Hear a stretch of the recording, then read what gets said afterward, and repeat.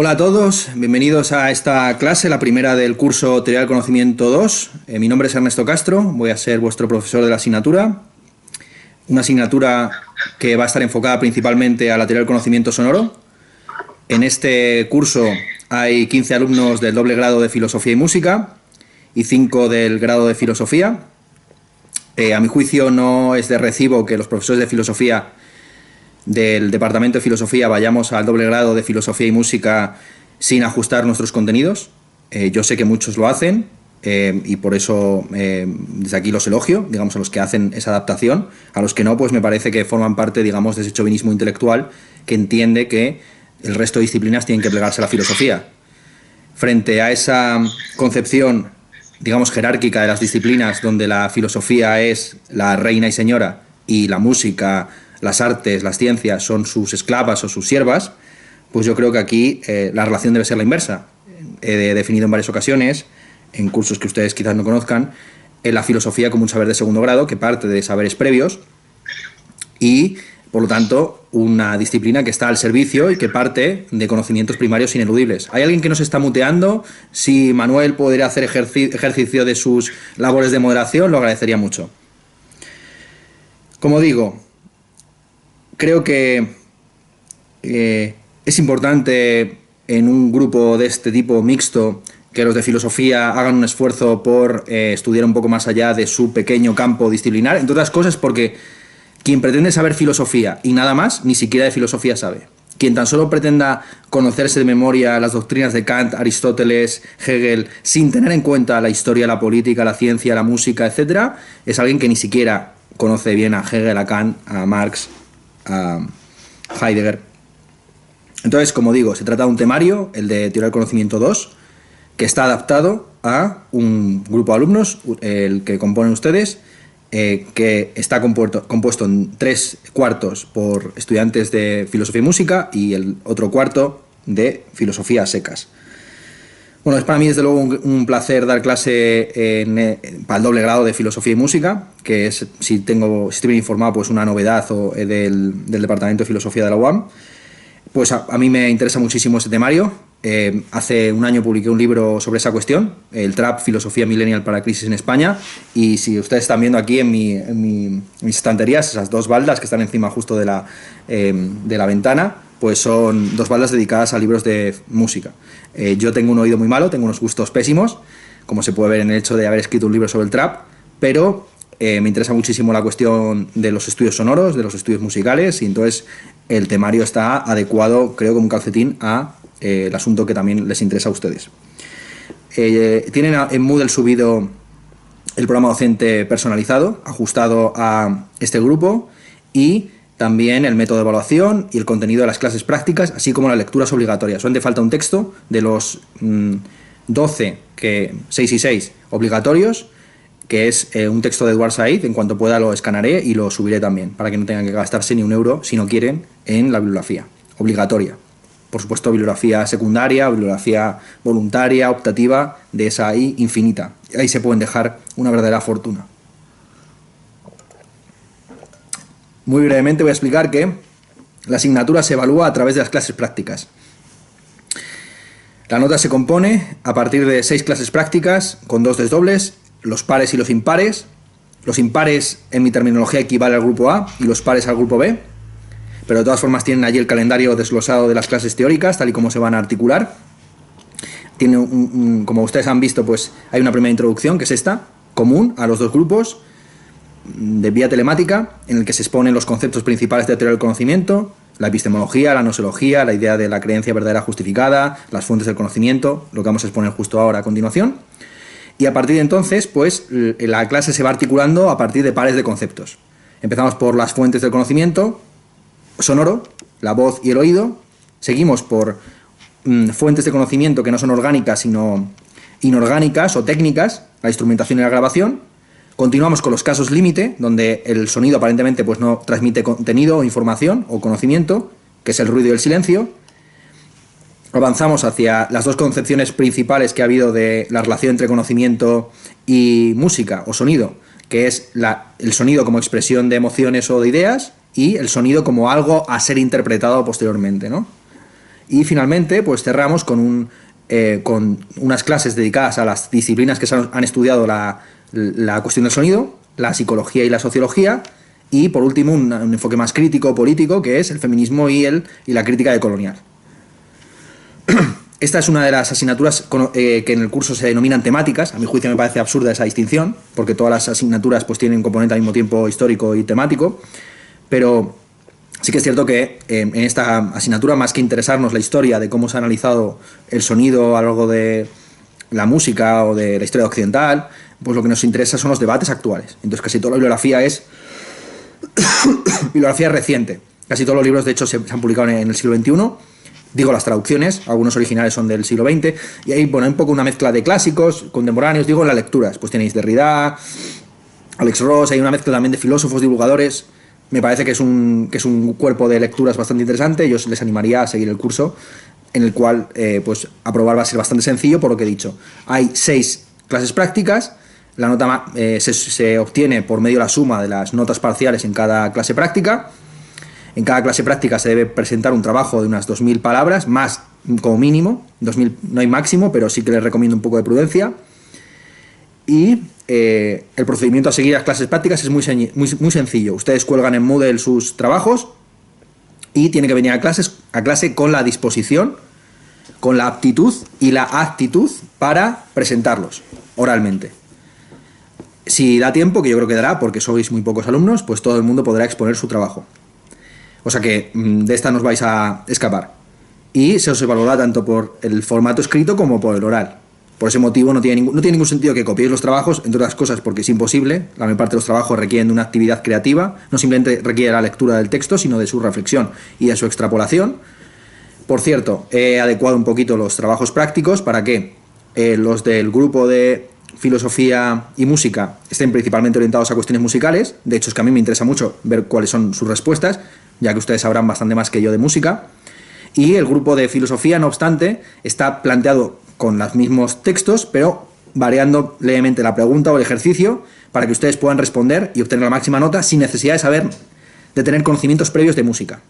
Cuando salgan de este curso van a tener algún conocimiento de música, si no tenían alguno, pero no se va a requerir ninguno previo, ¿vale? Ese es el contenido de las clases prácticas, ese es el método de evaluación. Para los que suspendan, habrá una recuperación, que es un examen, con 4 ejercicios. Ahí también tienen detallado en qué va a consistir aproximadamente esos 4 ejercicios. Si tienen alguna duda, ahora vamos un poco mal de tiempo, porque tenemos bastante Mario que exponer en el día de hoy, en la clase primera. Así que les emplazo a plantear sus dudas o bien al final de esta clase, o bien por correo. La metodología de las clases teóricas va a ser muy sencilla. Va a haber una exposición oral por mi parte, seguida, sin pausa, de 1 hora y media, 1 hora y 45. Luego se abrirá un turno de palabra y posteriormente la pausa de los 10-5 minutos de rigor, ¿vale? Siempre terminaremos, espero, antes de la hora 50, la hora 55, ¿vale? Para que ustedes puedan fumarse el cigarro, ir a mear, lo que toque. Aunque aquí, estando en casa, pues pueden incluso irse con el ordenador al cuarto de baño sin ningún problema. O fumar en su propia casa, que todavía el Estado no lo ha prohibido. Que yo sepa, todavía. Bien. Pues empecemos entonces esta primera clase, que se titula Epistemología versus Gnoseología. Para empezar un curso de teoría del conocimiento, quizás lo más apropiado sería definir el objeto. ¿Qué es el conocimiento? Resulta imposible definir un concepto si no se pone en conexión con otros. ¿Con qué otro concepto se puede poner en conexión al conocimiento para definirlo? Busquemos algún sinónimo. Evidentemente, el término más próximo a conocimiento para la mentalidad contemporánea es ciencia. Una definición aproximada de conocimiento sería la siguiente. Conocimiento es todo lo que haga la ciencia. O viceversa, lo que hace la ciencia es conocimiento.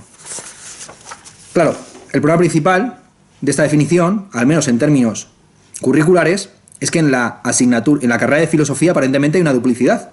Es decir, ustedes, muchos, que están cursando tercero, algunos segundo, pues tienen una asignatura que es esta, que se titula Teoría del Conocimiento, y luego tienen otra que se llama Filosofía de la Ciencia. ¿A qué viene esta duplicidad? Si el conocimiento es igual a la ciencia, ¿por qué hay 2 asignaturas que tratan sobre lo mismo, con 2 nombres distintos? ¿Acaso ciencia y conocimiento no son lo mismo? Bueno, aquí habría que analizar taxonómicamente funcionalmente, un análisis funcional que se dice, las posibles conexiones que existen entre el concepto de ciencia y el concepto de conocimiento, viendo cuáles son las relaciones que puede haber entre estos dos términos entendidos como conjuntos. Bien, acudiendo a la teoría de conjuntos, entre dos conjuntos puede haber las siguientes relaciones. O bien un conjunto es subconjunto del otro, o bien hay intersección, o bien son conjuntos disyuntos. Es decir, que no hay ningún caso de un conjunto que esté en el otro. ¿Bien? Entonces, con esta... No sé, alguno de ustedes ha tenido clase de lógica, o sea que esto por lo menos más o menos lo conoce. Dicho esto, hay 5 posibilidades, y no más, de relación entre los términos ciencia y conocimiento vistos desde un punto de vista funcional, analizados, digamos, conforme a la teoría de conjuntos, ¿vale? O bien la ciencia es un subconjunto del conocimiento, o bien el conocimiento es un subconjunto de la ciencia, o bien ciencia y conocimiento son lo mismo, o bien hay partes de la ciencia que son conocimiento y otras que no, y viceversa, hay partes del conocimiento que son científicos y otros que no. Y por último está la idea de que hay una disyunción absoluta y que, a pesar de nuestra intuición, ciencia y conocimiento son dos cosas distintas. Pues el primer tercio de esta clase lo vamos a dedicar a analizar esas 5 posibilidades. Empecemos por la primera y más evidente. La ciencia es un caso del conocimiento. Esta es la concepción estándar, de sentido común.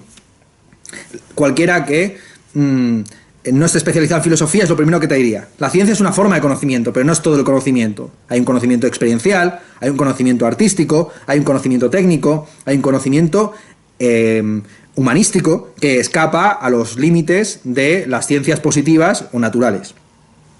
Esta es la doctrina de los realistas, clásica, emanada de Aristóteles, si consideramos que Aristóteles es un realista, que también hay mucho debate sobre el asunto.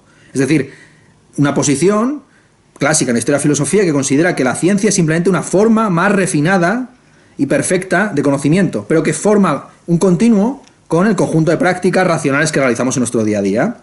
Es decir, en nuestro día a día conocemos el mundo y hay una forma de conocimiento dentro de esas prácticas que es un poco mejor, más refinada, que es el conocimiento científico. El conocimiento científico es un caso del conocimiento.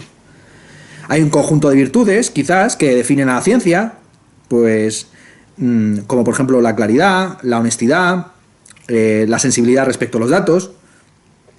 O también la ciencia puede ser simplemente un hábito un poco más depurado. Los científicos pues tienen un hábito de extraer consecuencias verdaderas a partir de premisas verdaderas. Esta es la teoría, insisto, mayoritaria dentro de la historia de la filosofía hasta prácticamente Kant. La idea de que hay una continuidad entre diversas formas de conocimiento, de saber, que están, aunque estén segmentadas por disciplinas. El científico no es una persona distinta a nosotros, simplemente es una persona quizás más refinada, más cuidadosa, que tiene un mejor instrumental, que ha dedicado más años a reflexionar sobre los asuntos, pero no utiliza una forma distinta de pensamiento o de aproximación al mundo. Estamos hablando siempre del mismo conocimiento humano ramificado en diversas disciplinas, campos, estrategias. Esto insisto que está en toda la tradición, tanto clásica, antigua, medieval, como moderna. Véase, por ejemplo, los escolásticos. Para los escolásticos, al final, existen 3 grados de abstracción científica, que son la abstracción física, donde se abstrae de los particulares y se tiene en cuenta tan solo el movimiento; la abstracción matemática, donde se abstrae además de la materia y se tiene en cuenta tan solo la forma; y por último, la abstracción metafísica, bien, que abstrae incluso de la propia forma específica y atiende tan solo a propiedades trascendentales, lo uno, lo bueno, lo verdadero. Spinoza, esa es la misma doctrina al fin y al cabo que se encuentra en Spinoza cuando habla del conocimiento, de los 3 grados de conocimiento, ¿no? El conocimiento intuitivo, el conocimiento racional y luego posteriormente la visión intelectual, la intención intelectual de Dios. El amor intelectualis, famoso. El principal problema que tiene esta doctrina es esa especie como de segregación entre conocimientos de primer, segundo y tercer grado. Es decir, que habría conocimientos poco malos, malillos, que son los que utilizamos a día de hoy, ¿no? O sea, el del día a día, que son informarse pues, a través de los medios de comunicación, etc. Y luego habría conocimientos un poco más excelsos, que son los científicos. ¿Tiene sentido acaso esta distinción entre conocimientos de primera clase y de segunda clase? ¿Qué quiere decir que haya conocimientos más o menos precisos? ¿Acaso la palabra conocimiento no va de suyo la idea de que es perfecto? Es decir, que el conocimiento no solamente está justificado, sino que es verdadero. ¿Cómo puede haber verdades más o menos verdaderas? Una proposición es verdadera o falsa. No hay intermedios entre la falsedad y la verdad. En principio aplicando una concepción lógica estándar donde hay un principio de tercio excluso, ¿bien? Donde lo que no es verdadero es falso, así de sencillo. Entonces, ¿cómo puede haber conocimientos más o menos imprecisos, más o menos verdaderos, más o menos ajustados? ¿Qué sentido tiene esa distinción? El problema principal, insisto, de esta concepción, que entiende que la ciencia es un subconjunto del conocimiento, es que no distingue entre creer y saber. Y esto es especialmente problemático en aquellos casos en los que el conocimiento ordinario que tiene el hombre a pie entra en contradicción con el conocimiento científico. Desde un punto de vista ordinario, fenomenológico, es evidente que la Tierra es plana. Aquí no veo ninguna curvatura. El Sol gira en torno al firmamento. Sin embargo, desde un punto de vista científico, la Tierra es esférica, el Sol no gira en torno a la Tierra, etc. Aquí hay una clara contraposición entre la verdad ordinaria, fenomenológica. Por mucho que yo haya estudiado física, no puedo ver literalmente al planeta Tierra rotando sobre su eje, y el conocimiento científico. En este caso, que hay un conflicto entre dos tipos de conocimiento, ¿cuál es el verdadero? La posición tradicional es decir que el conocimiento verdadero, evidentemente, es el científico, no el ordinario. Entonces el ordinario no es verdadero conocimiento, será creencia justificada, será ideología, será retórica, pero no será conocimiento en el sentido fuerte del término. No es una creencia verdadera justificada, estará todo justificada que tú quieras, pero no es verdadera.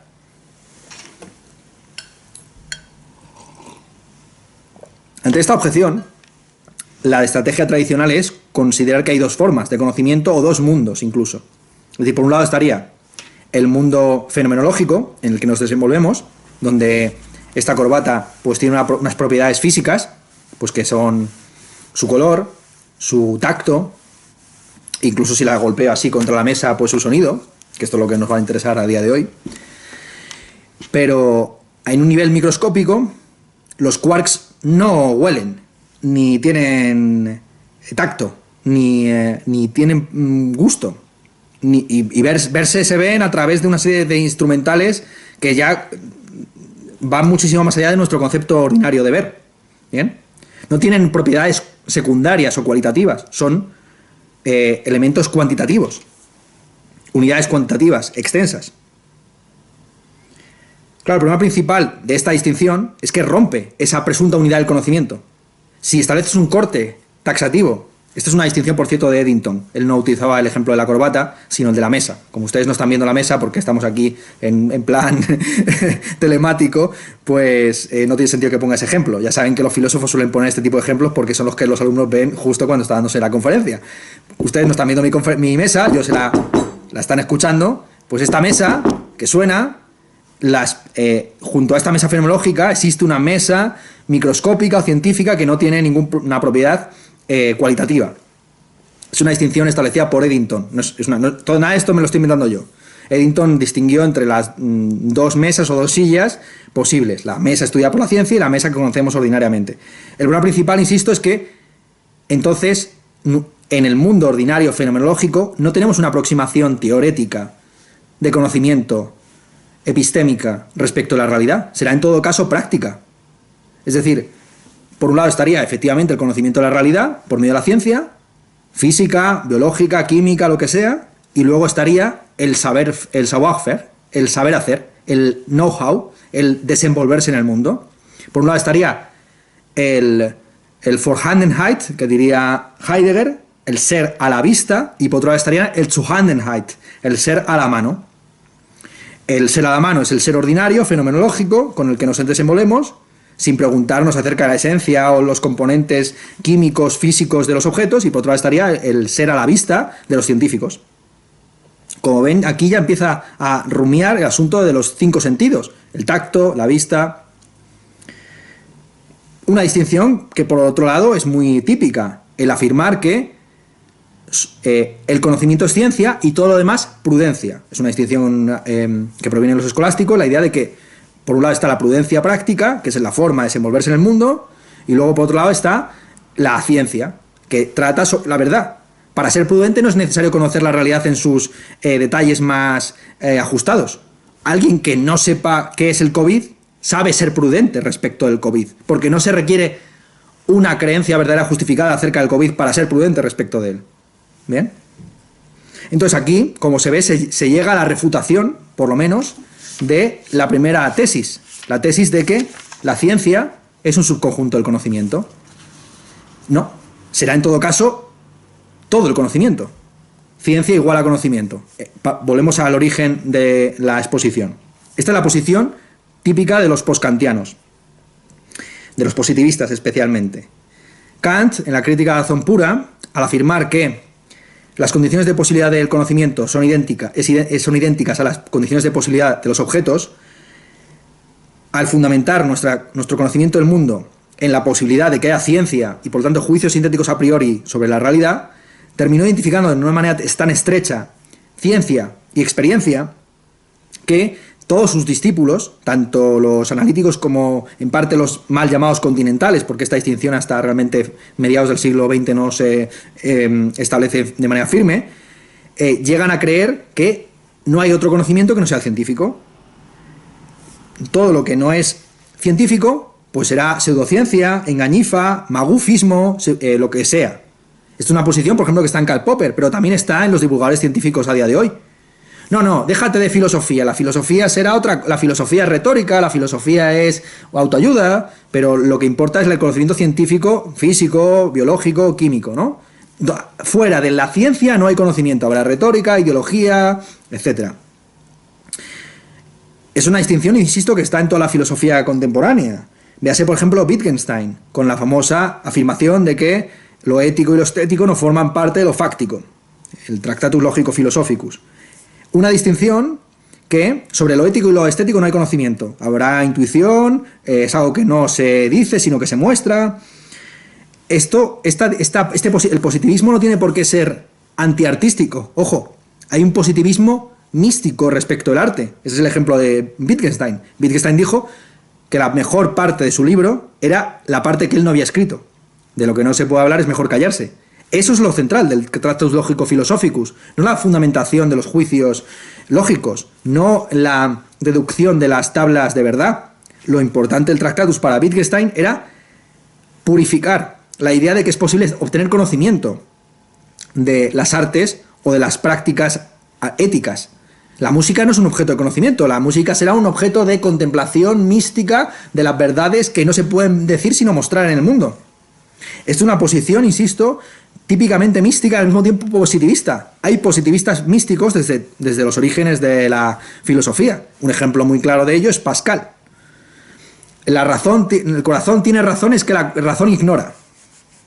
La famosa apuesta por la existencia de Dios, etcétera, etcétera, etcétera. No son tanto Dios, tanto lo religioso como lo estético, como lo ético, no forman parte de lo fáctico, no se puede saber nada acerca de Dios, pero sí que forma parte, digamos, de lo místico, de lo intuible, de lo artístico, de lo que se quiera.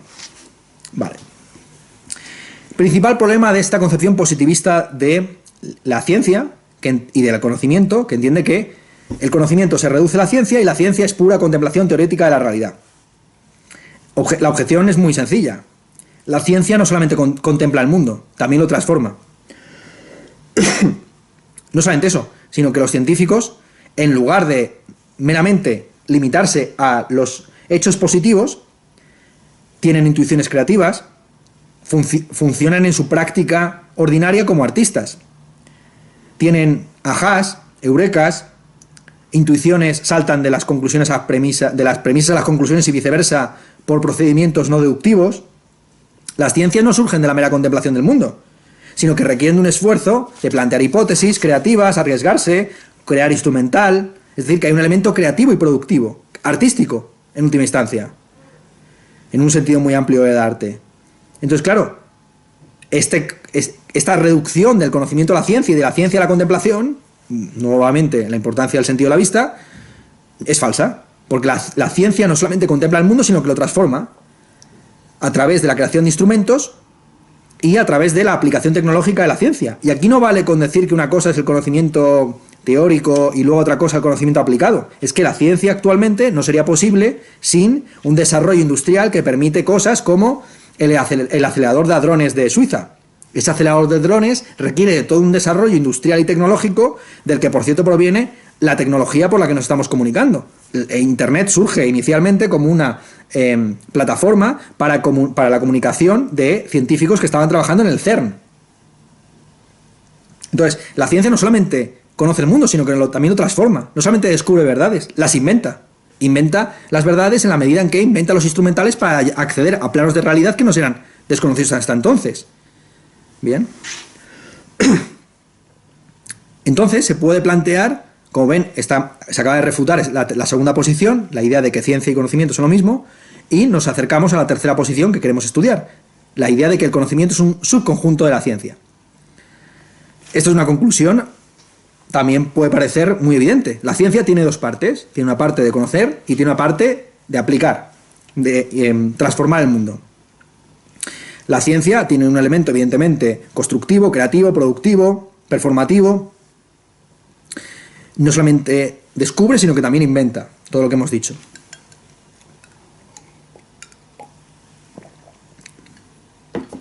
Objeción. Si la ciencia crea sus propios mundos e investiga acerca de ellos, ¿qué diferencia hay entonces entre un científico y un artista? ¿Qué sentido tiene investigar las verdades en mundos ficticios o artificiales? Véase, por ejemplo, el caso de los psicólogos, conductistas, que estudian la conducta de los seres humanos en condiciones experimentales de laboratorio. ¿Qué tiene que ver lo que responde un ser humano metido en una caja blanca haciendo un test con el comportamiento de ese ser humano en las fiestas, pongamos, de Pamplona? ¿Qué relación, qué conexión hay entre lo que puede responder un hombre poniendo cruces sobre un papel ante un psicólogo y lo que hace delante de una vaquilla en los Sanfermines? ¿Me explico? Al final se descubre que se surge la sospecha de que el objetivo de la ciencia no es conocer el mundo, sino dominarlo, imponerle leyes, maximizar fines, optimizar medios, extraer recursos, controlar la realidad, acotándola en un campo experimental. La ciencia, vista vista con su componente creativo, práctico y artístico, pasa a formar parte del reino de la cultura. Y claro, en el reino de la cultura, en principio, los productos que se generan están sometidos al libre arbitrio humano, con lo cual, lo que hoy es verdad, mañana puede no serlo. También aquí se puede introducir esta objeción, ¿no? ¿Cómo es posible que la ciencia sea fuente de conocimiento cuando la historia de la ciencia demuestra que lo que ayer era considerado una verdad apodíctica ahora es un caso particular? Las hipótesis que se planteaban como indubitables en el siglo XIX dejaron de serlo en el siglo XX y así sucesivamente. ¿Acaso el tiempo hace que las verdades se vayan desgastando? Las verdades tienen fecha de caducidad. La objeción que se plantea es que si la ciencia tiene como objetivo predecir, prever, controlar, entonces quizás es porque el objetivo suyo no es un objetivo cognoscitivo, sino práctico. Tener voluntad y capacidad operatoria sobre el mundo. No nos interesa conocer el COVID porque sea una cepa muy interesante de una determinada enfermedad, sino porque queremos no contagiarnos y enfermar de él. Claro, si la ciencia, aquí la doble objeción. Por un lado, si la ciencia construye mundos propios por medio de la tecnología, etcétera, ¿qué conexión tiene eso con nuestra realidad? Y si la conexión consiste en que la ciencia permite adueñarnos de posibilidades tecnológicas que hasta entonces no existían, entonces, ¿cuál es el componente cognitivo que hay ahí? Si lo que importa es controlar el mundo, no conocerlo, ¿el conocimiento qué función desempeña ahí? Si, como hemos visto, la ciencia puede ser perfectamente práctica sin necesidad de ser verdadera.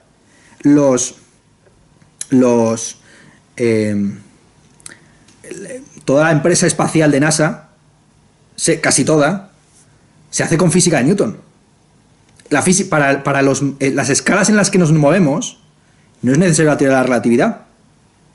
Con Newton llegas a la Luna. Si el objetivo es llegar a la Luna, entonces, ¿qué sentido tiene plantearse la ciencia como una función cognoscitiva o epistémica que tiene como objetivo conocer la realidad en lugar de transformarla, ¿bien? O dominarla?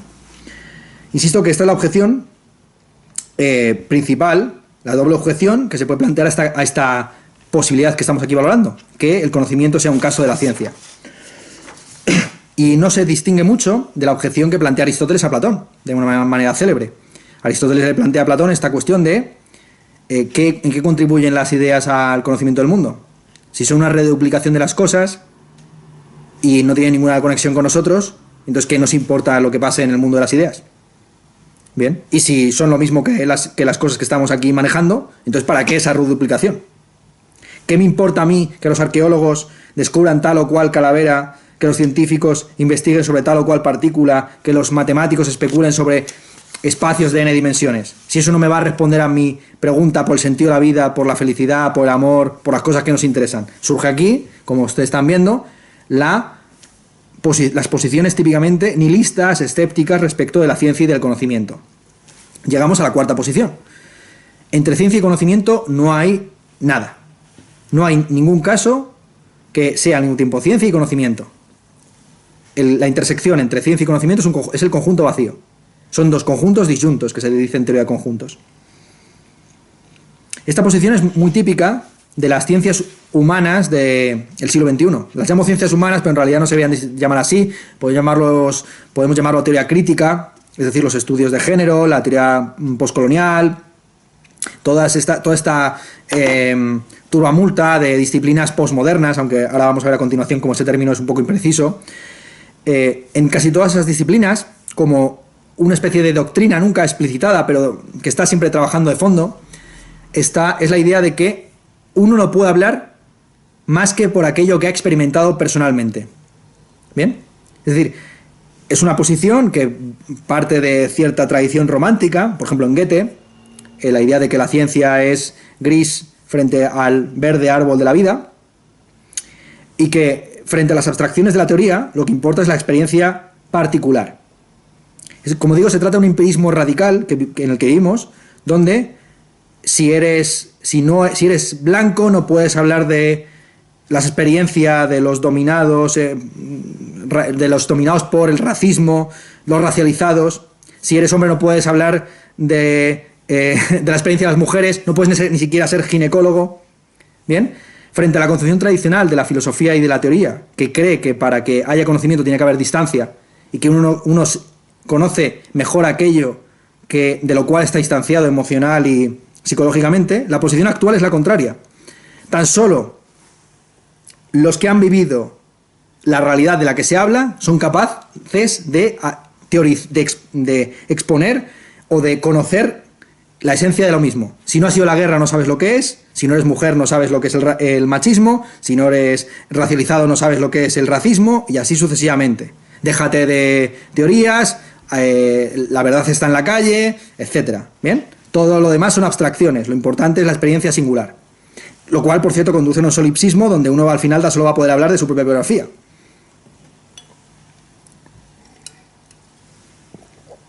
Claro, este tipo de empirismo radical termina conduciendo, evidentemente, al escepticismo, al nihilismo, al solipsismo, donde ya uno puede incluso dudar de la existencia de los demás. ¿Pueden hablar los subalternos, que se pregunta Gayatri Spivak, o siempre estamos hablando por su boca? ¿Quién es dueño incluso de su propio discurso y de su propia experiencia? Bueno, la posición nihilista y escéptica corta por lo sano, no hay nada que conocer. No hay intersección entre ciencia y conocimiento porque no hay ni ciencia ni conocimiento. Como han visto, el empirismo radical por lo menos mantiene la distinción. Una cosa son las ciencias, que sí, son abstracciones, formas de dominación, unas instituciones donde ponemos ahí a una serie de pedantes, de snobs, de elitistas, pero luego está el conocimiento de la realidad que lo tiene pues el obrero del capitalismo, lo que dijo Marx. Marx, ¿qué va a saber del capitalismo? ¿No? Que ese nunca trabajó, típica objeción, que no es de izquierdas, insisto. No se trata de hacer una caricatura, insisto, de ciertas posiciones radicales de una determinada orientación ideológica. Es una creencia de fondo de época. Es un sentir común que se extrapola a todo el espectro ideológico actual. Tanto los conservadores que le dicen a Marx que va a saber él de la explotación capitalista, él que fue un señorito que estuvo mantenido por Engels, como los izquierdistas que dicen que tú no puedes hablar de feminismo porque eres un hombre. Ambas posiciones están en lo mismo, a saber, un empirismo radical donde uno tan solo puede hablar de por sí mismo. Eso evidentemente conduce al final al solipsismo, a la tesis casi de que ni siquiera soy consciente, ni siquiera puedo constatar que los demás existen, y en última instancia al escepticismo nihilista. Existe el mundo, no tengo ni idea. ¿Puedo conocerlo? Tampoco tengo ni idea. No, de hecho, podría uno pensar que no hay nada que conocer, que el mundo carece de sentido. Estas son las posiciones típicamente existencialistas, Sartre, Camus y demás. Estamos rodeados por un mundo de absurdo, en el que no se puede controlar nada. Las posiciones escépticas fueron sintetizadas ya en la época antigua por Agripa. Agripa tiene un famoso catálogo de tropos escépticos, resumiendo las posiciones escépticas en 5 argumentos. El primer argumento es el argumento del disenso social. No hay consenso acerca de nada.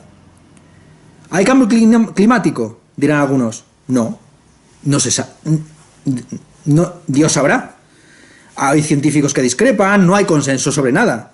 ¿Qué es mejor, la tortilla con patatas? Con patatas. La tortilla con patatas ya es mala. Ya es buena, digo. ¿La tortilla con cebolla o sin ella? De gustibus non est disputandum. Bien, el disenso social como principal argumento. ¿Existe Dios? Pues para algunos pueblos sí, para otros no. Para unos tiene forma de carnero, para otros es un hombre con barba. Segundo argumento, la progresión al infinito de los argumentos. Toda demostración descansa sobre una demostración previa, y por mucho que nos vayamos elevando en la cadena de las demostraciones, nunca llegaremos a un primer principio autoevidente, indemostrado, indemostrable. Bien, siempre se podrá preguntar respecto de cualquier principio qué justificación tienes para afirmar eso. Tercer argumento, la relatividad de todas las cosas. Las cosas cambian según el punto de vista. Lo que a ti te parece la igualdad entre hombres y mujeres, pues a una señora del Magreb le puede parecer lo contrario. Cuarto argumento, la petición de principio. Es decir, que es una forma del segundo argumento. Es decir, toda forma de demostración parte de un primer principio no demostrado, que es justamente lo que se quería demostrar. Todos los razonadores que existen en el mundo parten de premisas que son justamente lo que deberían demostrar.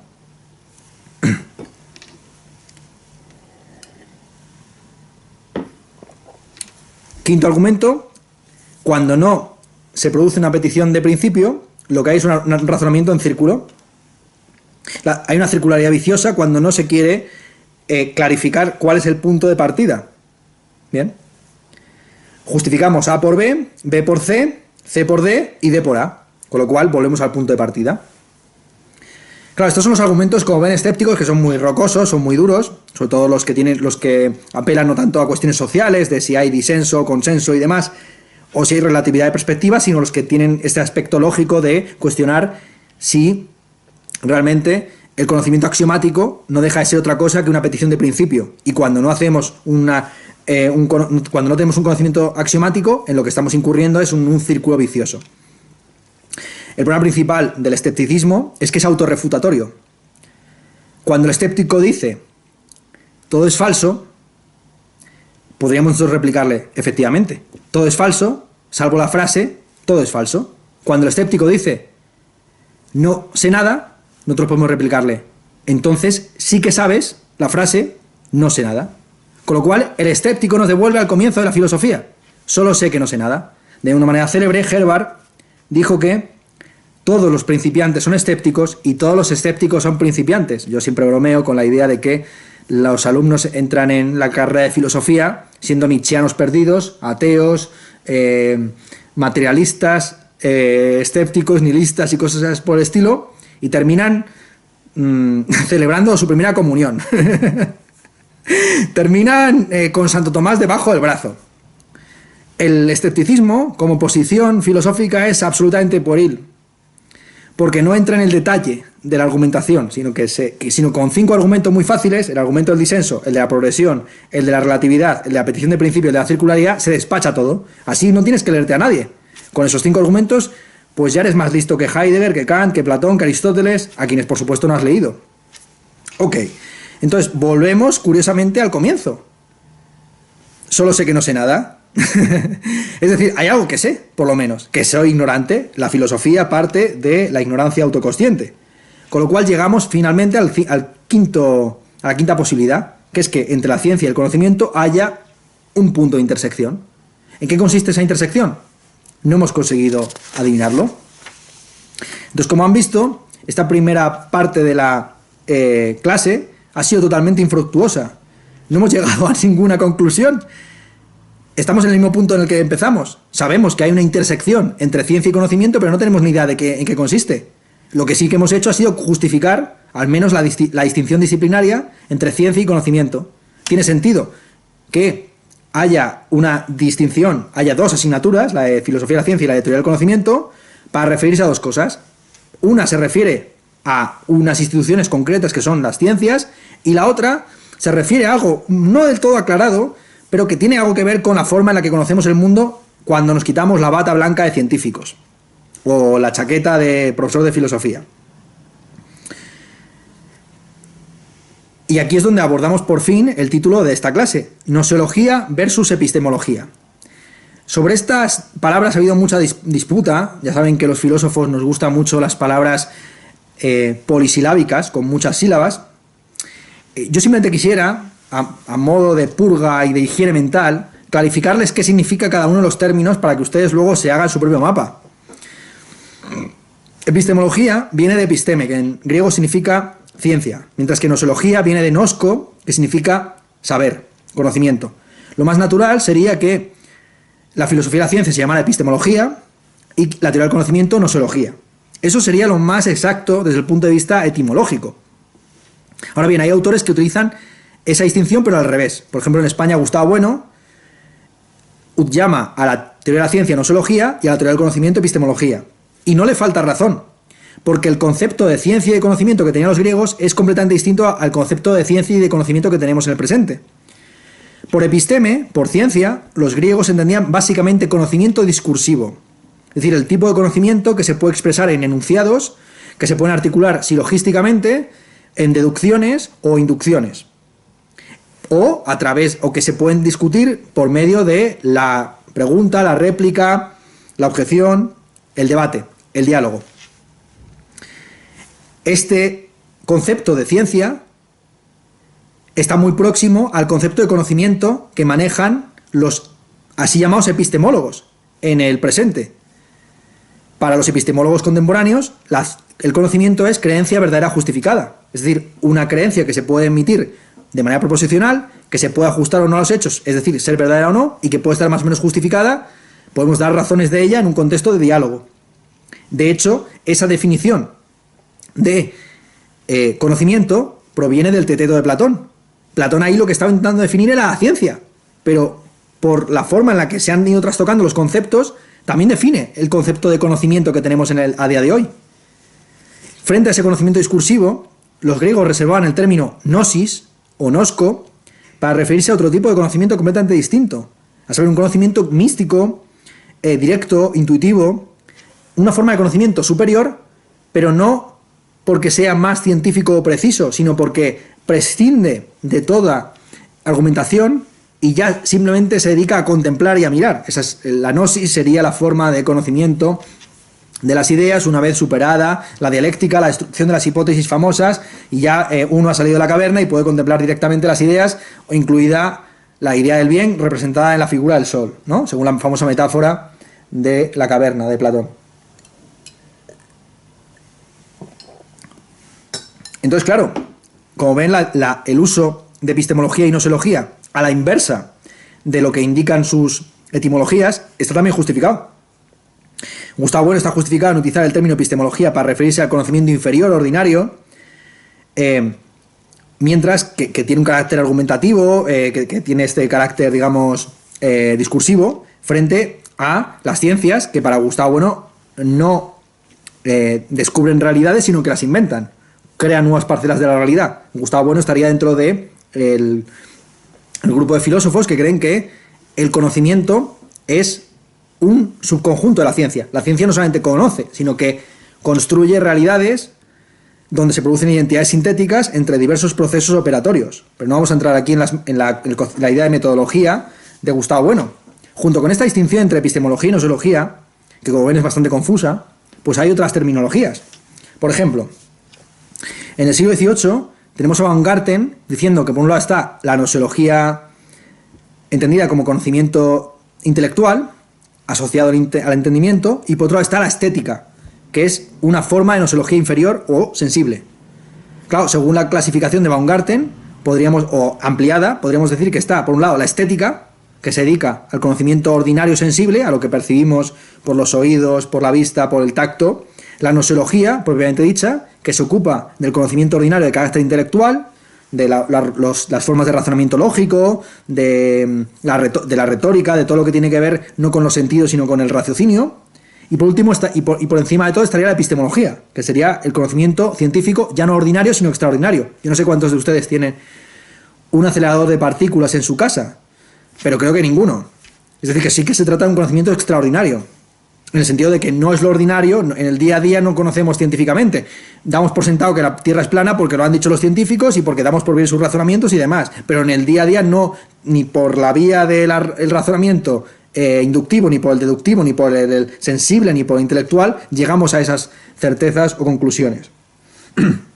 Mi propuesta es muy sencilla. Ya les he hecho el mapa, ustedes ya aclárense como puedan. La propuesta de esta clase es muy sencilla. En esta clase voy a procurar mantener esta distinción o este uso de las palabras.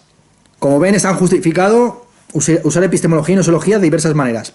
En esta clase se va a procurar siempre utilizar el término gnoseología para referirse a la teoría del conocimiento, por las razones que he dicho de tipo etimológico, y mientras que epistemología se va a referir a la teoría de la ciencia. Es decir, que en esta clase no se va a hablar nunca de epistemología. La epistemología será lo que les enseñen a ustedes en la asignatura de filosofía de la ciencia. Aquí, por lo menos utilizando mi terminología, vamos a hablar constantemente de gnoseología. Y esto no es una disputa puramente nominal. Ya sé que a muchos se le habrá puesto la cabeza como un bombo con estas distinciones etimológicas. No es una disputa puramente nominal, porque la forma en la que nombramos la realidad afecta nuestro concepto de esa misma realidad. Y yo prefiero el término gnoseología para referirme al conocimiento ordinario, porque la tesis que quiero defender es que ese conocimiento ordinario tiene muchos aspectos parecidos con el concepto griego de gnosis. Para los griegos la gnosis, para los gnósticos, por ejemplo, como Basílides, Valentín, Carpócrates, la gnosis es una forma de conocimiento intuitivo. Y la tesis que voy a sostener es que el conocimiento ordinario es un conocimiento principalmente intuitivo. No en el sentido de que no pueda justificarse, sino que ordinariamente no está justificado, que la fuente última del conocimiento ordinario son los sentidos. Esa es la tesis que voy a intentar defender, acudiendo a continuación a una exposición bastante rápida, espero, de los principales tópicos de la teoría del conocimiento, de la gnoseología en nuestra terminología, tal y como se la han explicado, si no estoy equivocado, en la primera parte de este curso, en teoría del conocimiento 1.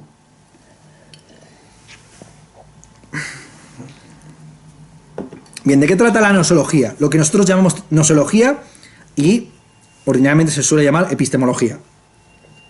La gnoseología trata básicamente del conocimiento ordinario, lo que hemos dicho, siguiendo la definición del Teteto de Platón, donde por conocimiento ordinario se entiende creencia verdadera justificada.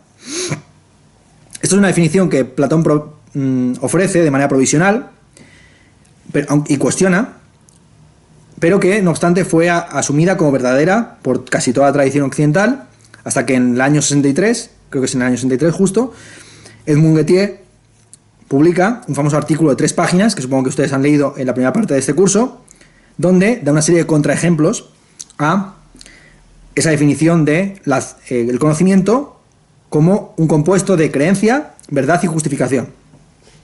Como entiendo que esto ha sido lo que les han explicado, sobre todo en la primera parte de esta asignatura, pues no voy a entrar mucho en ello, muy rápidamente. Casi todos los contraejemplos de Gettier, ustedes lo saben, lo que hace es explotar aquellos casos en los que se da creencia, creencia, justificación y verdad, pero no hay una conexión interna fuerte entre esos 3 elementos. De esos 3 elementos, la parte que suele fallar es la justificación. La mayor parte de los contraejemplos que ofrece Gettier explotan el hecho de que la justificación puede ser falible. Es decir, que la justificación puede acertar de chiripa, introduciendo un elemento de azar que aparentemente entra en contradicción con nuestro concepto de conocimiento. El concepto de conocimiento ordinario que tenemos implica una cierta certeza, un elemento apodíctico, es decir, que no está sometido al azar. Un conocimiento que fuera tirar una moneda al aire o un dado de 10 caras, no lo consideraríamos conocimiento. Pues bien, casi todos los contraejemplos de Gettier, o los posibles ejemplos que se pueden construir siguiendo el modelo Gettier, lo que hacen es explotar ese carácter falible de la justificación. Vamos a poner un ejemplo de mi propia cosecha. De hecho, me he puesto corbata específicamente para exponerles este contraejemplo. Vale, fíjense bien en mi corbata. Como ven, es una corbata azul con flores. No nos interesan ahora mismo las flores. Imaginen que esta corbata no es mía. Me la ha prestado un amigo. Yo tengo una corbata exactamente igual que esta, pero la tengo manchada y la he llevado al tinte. Como hoy tenía que dar clase de teoría del conocimiento, le he pedido a un amigo, que sé que tiene una corbata exactamente igual, que me la preste. Ustedes que no saben esto, al verme con una corbata azul, podrían pensar, Ernesto tiene una corbata azul. Y estarían en lo cierto. Yo tengo una corbata azul, no es esta corbata. Es una que tengo en el tinte, pero tengo una corbata azul, con lo cual es verdad lo que ustedes creen. Y están justificados para pensarlo. Están justificados para deducir de la evidencia sensible de que ese hombre lleva una corbata, la conclusión de que ese hombre posee una corbata, porque no es habitual en nuestras prácticas de vestimenta el alquilar corbatas. Se alquilan coches o se alquilan casas, pero no se alquilan corbatas. Cuando uno lleva puesto una determinada prenda es porque la posee. ¿De acuerdo? Con lo cual se cumplen los tres criterios. Se cumple el criterio de creencia, ustedes creen que yo tengo una corbata azul, se cumple el criterio de verdad, se da la casualidad de que yo tengo una corbata azul, pero no es esta, y se da el criterio de justificación. Ustedes están plenamente justificados para pensar que si yo visto una corbata azul es que tengo una corbata azul. La pregunta es, ¿hay conocimiento en este caso? Pues este es el problema. Este es el problema a partir del cual se articula toda la epistemología contemporánea. La mal llamada epistemología, insisto. Aquí no se va a hablar nunca de teoría de la ciencia. Lo que nosotros llamamos gnoseología. ¿Qué es lo que ha fallado? ¿Hay o no hay conocimiento en este tipo de casos donde la justificación ha acertado pero de pura chiripa? Hay dos posiciones básicamente. No les quiero liar. Ya se lo han explicado en el último curso. Yo no voy a intentar revolver lo que les hayan dicho el anterior profesor. Hay dos posiciones, básicamente. La posición de los que dicen que este es un caso concreto de conocimiento genuino y la posición de los que dicen que no. La posición de los que dicen que ustedes tienen conocimiento al creer verdadera y justificadamente que tengo una corbata azul, se suelen calificar como internistas. Bien, son aquellos que creen que lo que nos justifica son elementos internos a nuestro razonamiento o a nuestra percepción. La mayor parte de los internistas contemporáneos suelen adherirse a corrientes que nosotros llamaremos gnoseológicas y que ellos llaman epistemológicas, como la llamada epistemología de la virtud, que nosotros llamamos gnoseología de la virtud. Para los gnoseólogos de la virtud, se obtiene conocimiento siempre y cuando se siga un procedimiento fiable de inferencia. Ustedes han seguido un procedimiento muy fiable de inferencia, que es que si alguien viste una prenda, es que la posee. ¿Bien? Esta chaqueta efectivamente es mi chaqueta, esta camisa es mi camisa, pero esta corbata se da la casualidad de que no. Pero no obstante, ustedes han seguido un procedimiento de justificación fiable, que suele ser robusto, que no suele equivocarse, y por ese motivo, siempre que se siga ese procedimiento, habrá conocimiento. La mejor guía para el conocimiento son una serie de virtudes, esto está en Ernest Sosa y otra serie de autores, tales como la apertura de la mente, la honestidad, la transparencia, la sensibilidad a los datos, etc.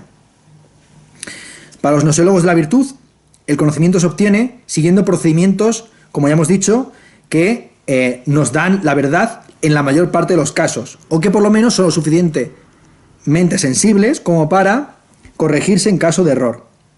El problema del internismo gnoseológico es que termina desembocando en posiciones relativistas, coherentistas o constructivistas, es decir, en posiciones donde para tener conocimiento lo único que se necesita es justificación. El internismo tradicionalmente tiene el defecto de que se despreocupa de la verdad. Si ustedes siguen un procedimiento fiable, como puede ser la contrastación de hipótesis con la experiencia sensible, aunque esa hipótesis se demuestre en última instancia como falsa, ustedes obtienen conocimiento. Al final, este tipo de despreocupaciones de la verdad, este tipo de dogmatismos del método, terminan llevando a una suerte de delegación del intelecto o del conocimiento, a un conocimiento vicario, que en la actualidad se suele expresar bajo la forma de un cierto elitismo científico, un cierto convencionalismo. ¿Sabemos que hay cambio climático? Sí, porque los científicos a la hora de contrastarlo han seguido una serie de procedimientos, etc. ¿Bien? Hay un consenso, hay una convención acerca de este asunto. ¿Bien? Con lo cual, me basta la justificación para inferir a partir de ella la verdad. Al final, este tipo de internismo lo que hace es olvidarse por completo de la verdad. ¿Qué es la verdad? Lo que el conjunto de nuestros expertos en un determinado campo científico estiman como verdadero. Eso es la verdad para el coherentista, para el relativista, para el constructivista, para el convencionalista. La verdad no es nada más, las creencias verdaderas son las creencias justificadas y aceptadas por la mayoría de la mayoría de los miembros de una comunidad epistémica experta. Como digo, esto termina convirtiéndose en una suerte de esnovismo, de delegación del conocimiento, de conocimiento vicario, utilizando la terminología de Marina Garcés. Es evidente que en muchas de las ciencias contemporáneas hay coherencia, hay justificación, hay fiabilidad. La pregunta es, ¿hay verdad? La posición opuesta al internismo es el externismo, que considera que, en el caso de la corbata, ustedes no tienen conocimiento, porque no hay una conexión causal entre el hecho que justifica su creencia y el hecho que hace verdadera la proposición. El hecho que justifica su creencia es el que yo llevo una corbata azul. El hecho que hace verdadera su creencia no es esta visión de esta corbata azul, sino la presencia de una corbata azul que es propiedad mía en el tinte. Al no haber una conexión causal entre lo que justifica su creencia y lo que hace verdadera su creencia, no hay conocimiento. Son posiciones externistas, insisto, porque consideran que la justificación del conocimiento no depende de factores internos a nuestro razonamiento o nuestra percepción, sino a los hechos. ¿Qué es la justificación? Los hechos. Lo que nos justifica son los hechos, no otra cosa. Si el problema principal de los internistas era que se olvidaban de la verdad, reduciéndola a la justificación, el problema de los externistas es el opuesto. Reducen la justificación a la verdad. La verdad, por lo tanto, se aleja de nosotros. Al reducir la justificación a la verdad, nunca estamos justificados para nada, porque nunca llegamos a penetrar las cosas en sí mismas y nunca llegamos a comprender si hay una conexión causal entre lo que hace verdadera nuestra creencia y lo que justifica nuestra creencia. ¿Se entiende? Y además hay casos flagrantes donde estamos justificados pero erramos. Lo que no explica bien el internismo son aquellos casos en los que estamos justificados para creer una determinada cosa, pero sin embargo nos equivocamos. Pongamos por caso que yo no tengo una corbata azul. Ustedes estarían justificados para pensar que yo la tengo al verme con una corbata azul. Si yo no tuviera ninguna corbata, sino que esta corbata me la hubiera prestado un amigo y no hubiera ni siquiera corbata en el tinte ni nada por el estilo, ustedes seguirían justificados. No habría conocimiento en ese caso, porque sería falsa su creencia, pero su creencia sería creencia y justificada, le faltaría la verdad. El problema principal, insisto, es que los epistemólogos, mal llamados epistemólogos, que nosotros llamamos noseólogos externistas, les quieren incluso quitar la justificación. Para los noseólogos externistas, ustedes ni siquiera están justificados. Tienen creencia, pero esa creencia ni está justificada ni es verdadera. Intuitivamente pensamos que la justificación tiene que ver con nuestras prácticas de dar razones. Si la justificación se aleja de nosotros y es algo que está situado en un topos uranos donde las cosas son verdades o falsas a priori, entonces todo el procedimiento de dar y recibir razones pierde sentido.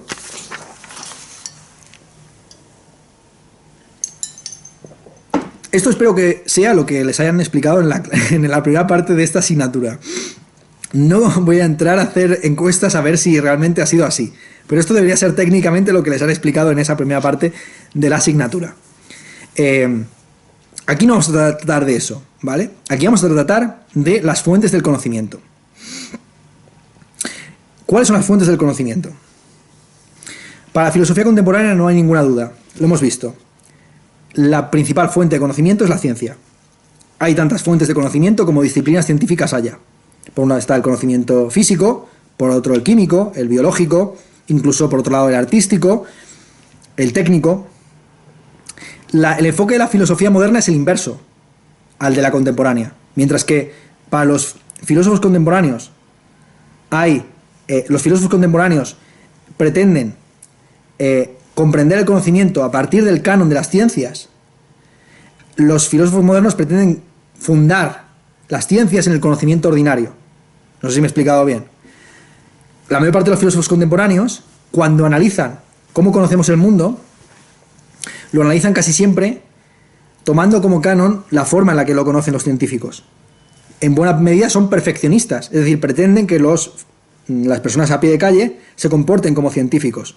De facto no lo hacen. Los llamados epistemólogos de la virtud quizás estén bien llamados, porque para ellos lo importante no es si usted es honesto, abierto de mente o no, sino si debería serlo. ¿Y cuál es el canon entonces de ese deber ser? Los científicos. Usted debería ser, en su práctica ordinaria, tan cuidadoso, puntilloso, como lo son los científicos a la hora de aceptar o rechazar una teoría. Bien, el enfoque moderno, insisto, que es el inverso. Para los contemporáneos, el conocimiento se comprende a la luz de las ciencias, mientras que para los modernos, la ciencia se comprende al calor del conocimiento que ya tenemos en las prácticas ordinarias. Y son los filósofos modernos los que plantean realmente, con mucha fuerza, esta pregunta que ahora mismo nos estamos planteando. La pregunta de las fuentes del conocimiento. A partir de Francis Bacon en adelante, se establece una equiparación entre facultades anímicas y fuentes de conocimiento. Según Francis Bacon, hay 3 facultades anímicas o espirituales que corresponden a 3 ciencias o 3 disciplinas, 3 campos. Por un lado estaría la memoria, que es el fundamento psicológico de la historia, la razón, que es el fundamento psicológico de la filosofía, y la imaginación, que es el fundamento psicológico de la poesía. Hasta entonces, hasta Francis Bacon, no se había establecido una conexión tan fuerte entre facultades y conocimiento. Para los escolásticos, de manera célebre, todas las facultades concurren en la producción de conocimiento. En todo proceso cognoscitivo, según Santo Tomás, está por un lado la sensibilidad, que obtiene la especie sensible a partir de la impresión de los sentidos. A continuación está el intelecto, que elabora la especie intelectual, abstrayendo de los casos comunes. La tesis de Bacon era bastante radical y tiene mucho de contemporánea. Cuando en el presente se habla de la memoria histórica, se entiende que memoria e historia tienen algo en común. En principio no tendría por qué ser así. ¿Acaso no hay memoria en química? Claro, esto es algo muy típico de la distinción esta curricular contemporánea. El decir que los científicos naturales son buenos en el razonamiento, mientras que los humanistas son buenos en la memoria. Pero es que ¿acaso el nombre de los elementos de la tabla periódica se puede obtener por la vía deductiva o por la mera especulación racional? Te los tienes que aprender de memoria. Te los tienes que aprender de memoria, literalmente. Y las formas de las proteínas, estas, para estudiar biología no se necesita memoria. Tan solo para estudiar derecho se necesita memoria. Claro, insisto que esta es una concepción ordinaria del conocimiento como asociado a determinadas facultades que se desmonta rápidamente, pero que tiene su origen, en última instancia, en Bacon.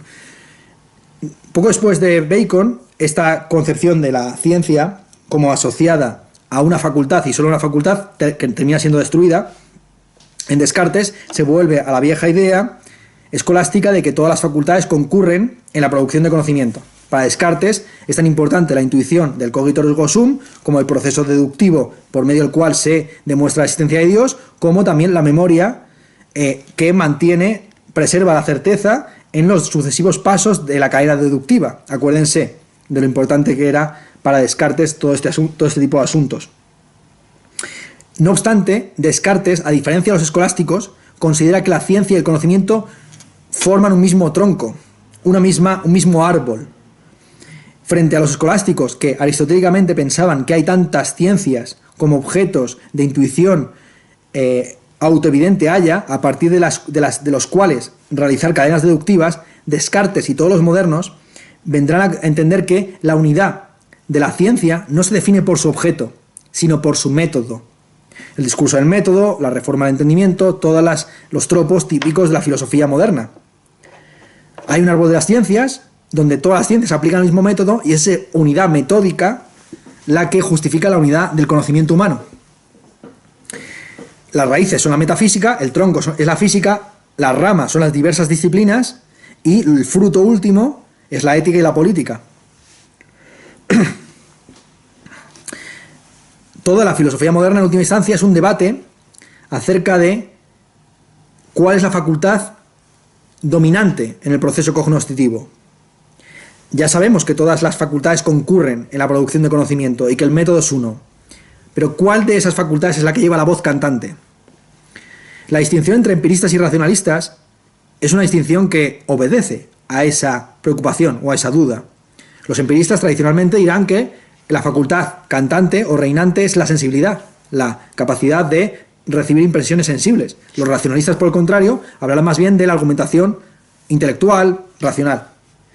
Esta es una distinción que, como ustedes sabrán, si han estudiado con un poco de detalle los filósofos modernos, es un poco aproximada, esquemática, no está mal para el bachillerato, pero ya cuando estamos en la universidad se requiere un poco más de finura, pues, como he sabido, Hume, por ejemplo, considera que las verdades matemáticas no provienen de un fundamento empírico, sino que obedecen simplemente a verdades de reflexión, o en el caso de Spinoza y Leibniz, sí que se reconoce un cierto grado de conocimiento al conocimiento sensible. Es decir, que ni los empiristas eran tan empiristas, ni los racionalistas tan racionalistas. Esta es una distinción un poco maniquea, construida principalmente por Kant, para ofrecerse a sí mismo como una síntesis entre ambas escuelas.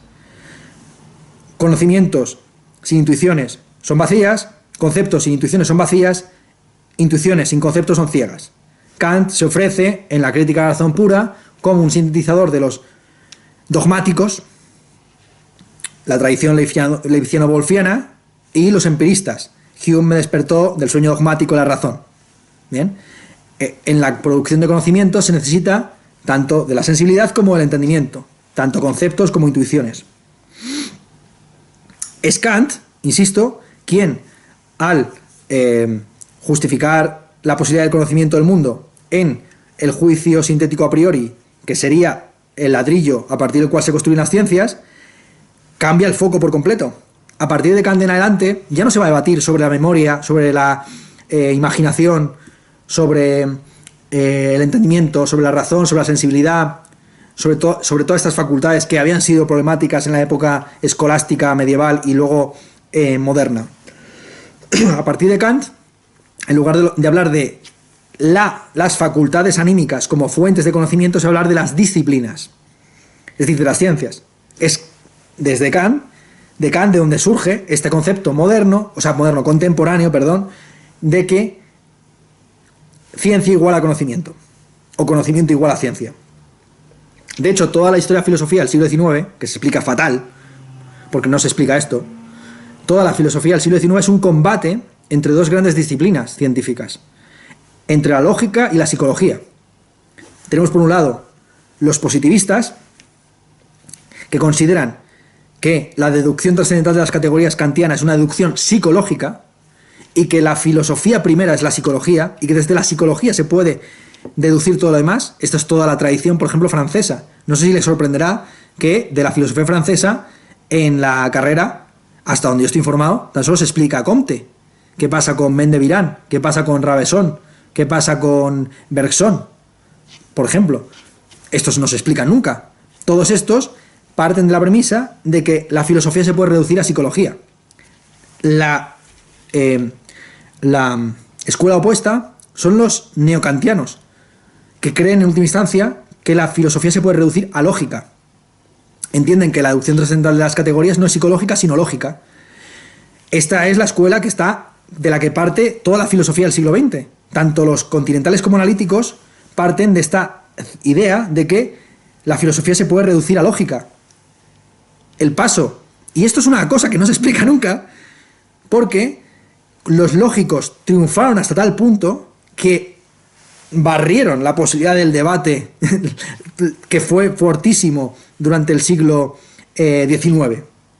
La psicología fue la última de las disciplinas en emanciparse de la filosofía, si se quiere ver, por supuesto, esta concepción un poco cuestionable de la filosofía como madre de las ciencias, que estas van creciendo, se van emancipando, salen del nido y la pobre filosofía pues se queda sin contenido acerca del cual teorizar, ¿no? Es una concepción muy cuestionable, como saben ustedes, yo más bien parto de la tesis opuesta, es decir, que la filosofía es hija de las ciencias y por ese motivo, insisto, un filósofo no puede ir con arrogancia a hablar con los músicos, sino con la humildad de aprender, porque es a partir del conocimiento primario de la música, del sonido, etcétera, de las ciencias y de las técnicas y las artes, que se puede construir una filosofía sistemática a la altura de la época en la que vivimos. Pues bien, en la filosofía, a comienzos del siglo XX se produce una victoria completa y total de la lógica sobre la psicología. Todos los filósofos que ustedes puedan mencionar de comienzos del siglo XX, salvo el caso de Bergson, que sigue siendo como una rara avis, son, y todos los que se explican en clase, son logicistas. Tanto el padre de la filosofía continental, Husserl, como el padre de la filosofía analítica, Frege, son logicistas. Uno entiende la lógica como lógica formal, como cálculo de predicados, y el otro la entiende como lógica trascendental, como teoría de las categorías. Pero, en última instancia, creen fundamentalmente que la filosofía consiste en una lógica de la ciencia, ¿bien? Una epistemología, ¿bien? Un logos de la episteme. Aquí es donde ven la conexión que hemos establecido al comienzo del curso entre conocimiento y ciencia, al menos en términos históricos. Claro que este proyecto logicista, tanto el analítico como el continental, entra en crisis rápidamente. En las primeras décadas antes de la Segunda Guerra Mundial ya está completamente finiquitado esa idea de reducir la filosofía lógica y el conjunto del conocimiento en última instancia lógica. Por un lado tenemos a los analíticos que quedan refutados con los teoremas de Gödel, que demuestran la imposibilidad de reducir la aritmética de Peano a lógica, la lógica de Russell y Whitehead. Por parte de la filosofía continental tenemos a Husserl, que se encalla en la redacción de Ideas II, el segundo volumen de su obra magna fenomenológica, donde debería, en principio, ofrecer una fundamentación de los conocimientos científicos, biológicos y físicos, y sin embargo no es capaz de pasar de la teoría de la intersubjetividad. Husserl se queda clavado en el problema de la empatía. ¿Cómo podemos demostrar que los demás existen? Que, como ven, es el problema planteado por el escéptico. ¿Cómo sabemos que los demás existen? Si solamente puedo hablar de mí mismo, porque los demás tienen unas experiencias incomunicables, que Dios sabrá dónde han estado y qué es lo que han visto, pues entonces, ¿qué evidencia hay de un mundo común? ¿Vale? Husserl, insisto, se encalla en Ideas 2 en el problema de el cuerpo vivido, de la empatía, de la intersubjetividad, que se ha trabajado por sus discípulos. Edith Stein, Martin Heidegger, José Ortega y Gasset, Merleau-Ponty. Y es justamente de la crisis del proyecto logicista continental de donde va a surgir este espíritu de época compuesto por el personalismo, el existencialismo, el vitalismo, que es la ideología ambiental de nuestro tiempo. Y que podríamos calificar perfectamente como posmodernismo nosológico. El término posmodernidad es un término muy complicado. Si ustedes quieren, pueden leer un libro que publiqué hace exactamente 10 años, titulado Contra la posmodernidad, que se va a reeditar en un mes con otra serie de textos bajo el título de Memorias y libros del 15M, porque era en lo que estábamos. Cuando ustedes tenían, no sé si como unos 10 o 11 años, andábamos con unas cosas un poco complicadas. y en ese texto, Contra la posmodernidad, lo que hago es intentar discernir varios sentidos de posmodernidad. ¿Bien? La posmodernidad, como todos los términos que tienen un prefijo, se define por el canon de la raíz léxica de la que partimos. Hay que definir primero a qué modernidad nos estamos refiriendo para luego definir qué es lo posmoderno que estamos teorizando o analizando. ¿Bien? Entonces, no es lo mismo la posmodernidad literaria que la estética artística, quiero decir, de las artes plásticas, no es lo mismo la posmodernidad en política que en filosofía. Entonces, no voy a entrar en eso. Si quieren, lean el libro, digo que se va a reeditar en un mes, y si no lo tienen por internet fácilmente pirateable. La cuestión es que existe un posmodernismo epistemológico y un posmodernismo nosológico, siguiendo nuestra terminología. El posmodernismo epistemológico es fácil de identificar. consiste básicamente en la teoría de Feyerabend de que todo vale. Supongo que les han explicado a Feyerabend en clase de filosofía de la ciencia. Para Feyerabend, al final, Galileo no estaba más justificado que los inquisidores que le persiguieron. Porque si la verdad es la creencia justificada, más fiable era el método de Ptolomeo que el telescopio de Galileo. El telescopio de Galileo no estaba hecho de una manera un poco chapuza, no se veía muy bien, estaba mal pulida las lentes, no era autoevidente que tú mirabas por ahí y veías ciertos objetos. Podría ser perfectamente un error de fabricación del telescopio. Entonces, la tesis de Feyerabend, como digo, es que todo vale, que en ciencia está tan justificado Galileo como los inquisidores, está tan justificado los terraplanistas como los, no sé cómo se llaman, los globalistas, supongo, ¿no? O los circularistas, Dios sabrá cómo se llama. Bueno, Dios sabrá, los que creen que los que tienen la verdad al final, ¿no? De que la Tierra no es plana, sino un globo. Todo vale. Esa es la epistemología posmoderna. ¿En qué consiste la nosología posmoderna? Es decir, la teoría del conocimiento, no la teoría de la ciencia posmoderna, sino la teoría del conocimiento. Pues resulta más problemático de especificar. Yo diría que consiste justamente en ese empirismo radical que hemos dicho.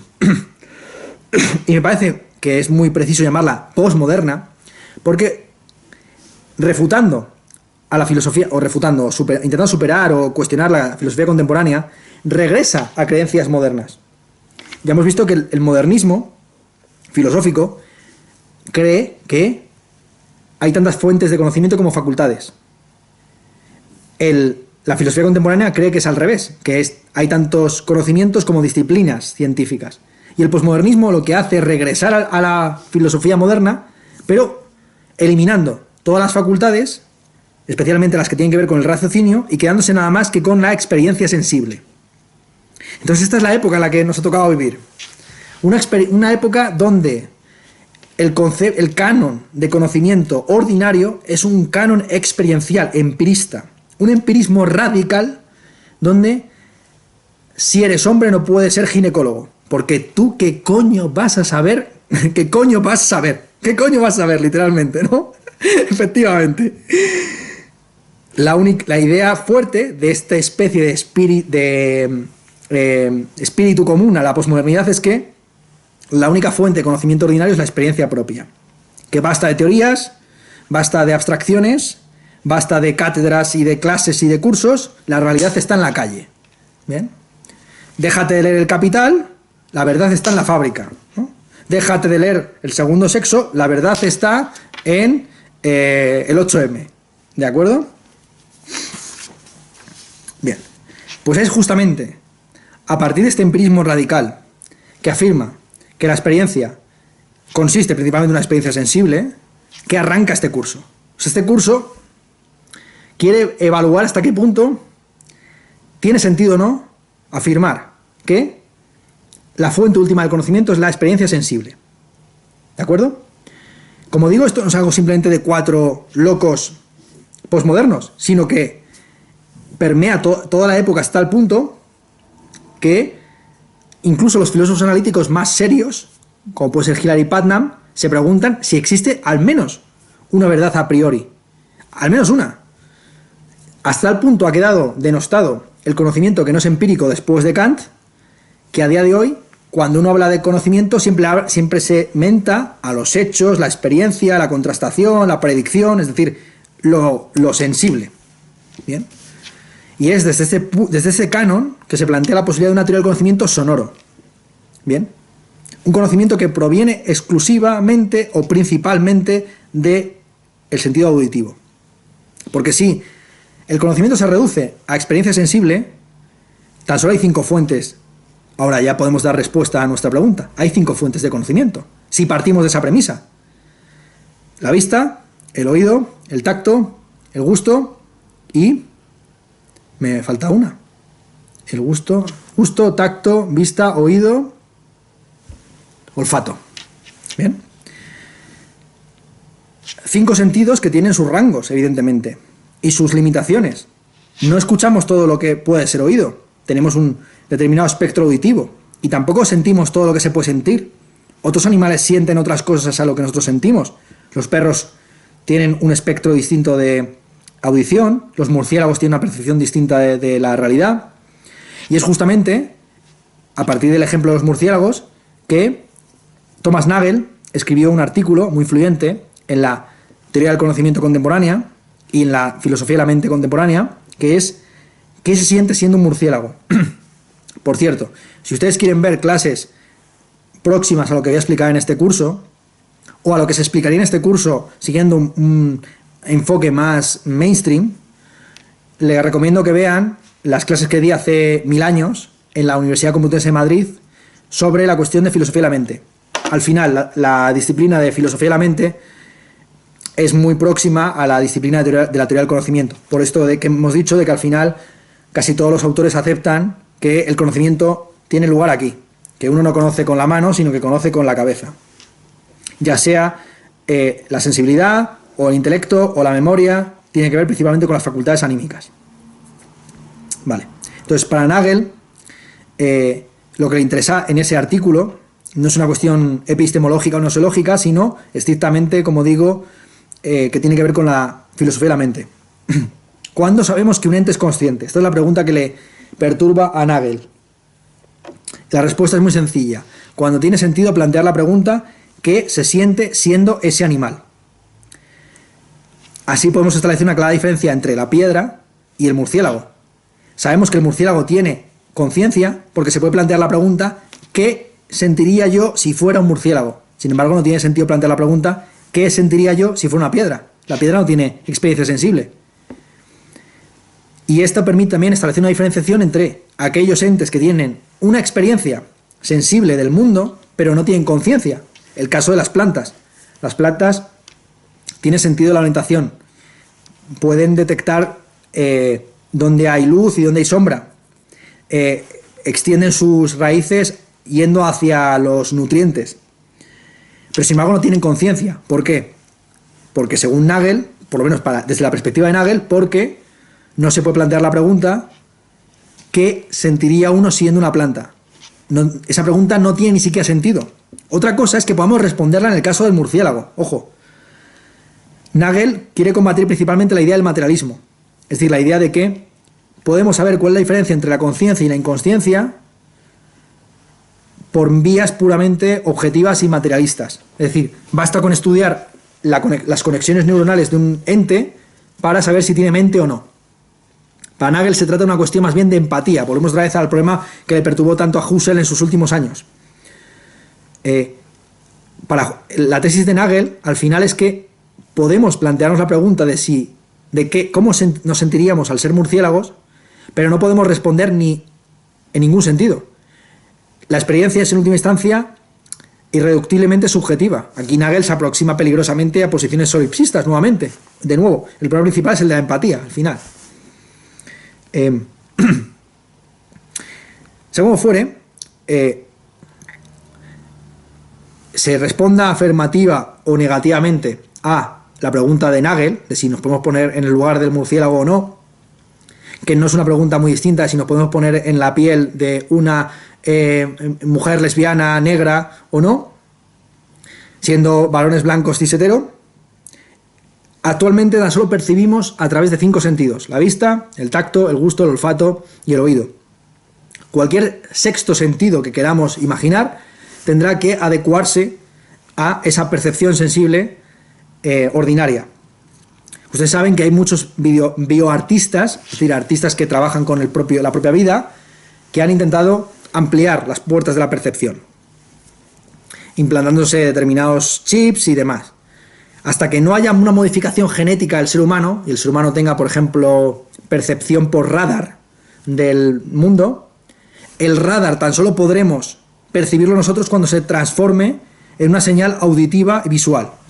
Para nosotros el radar no es desde un punto de vista puramente sensible, no es otra cosa que la imagen típica de todas las películas, ¿no? Un submarino que está peleando un submarino nazi que está peleando con los aliados y tiene puesta un radar que es una pequeña línea verde que va haciendo un barrido por una circunferencia hasta que de repente suena un pitido que es el objeto que ha sido percibido por radar.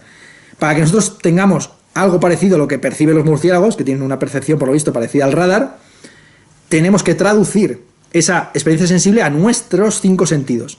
Al final, para nosotros, el radar es una cuestión visual y auditiva, principalmente. El pip y el color verde del cacharro ese. Entonces, tenemos esos 5 sentidos, no hay otros, y se pueden clasificar y estudiar conforme a 2 grupos. Por un lado tenemos los sentidos apotéticos, es decir, que captan a distancia, como son la vista y el oído. Nosotros podemos ver con buena distancia y oímos objetos que están lejos de nosotros. Frente a los sentidos apotéticos, a distancia, están los sentidos paratéticos, que tan solo captan aquello que está situado a una distancia mínima. Estos son los sentidos del tacto y el gusto. Yo no puedo tocar a distancia, ni puedo paladear a distancia. Yo tan solo toco lo que me toca y yo tan solo degusto lo que está dentro de mi boca. Ahora bien, hay un quinto sentido que es problemático porque está situado justo entre medias de estos 2 grupos. Un quinto sentido que no sabemos muy bien si definirlo como paratético o apotético. Me refiero al sentido del olfato. A priori parece evidente que es claramente apotético, porque nosotros olemos el aroma que emiten objetos que están situados a una cierta distancia de nosotros. Ahora bien, al no tener orientación, esta idea de que el olfato es paratético resulta cuestionable.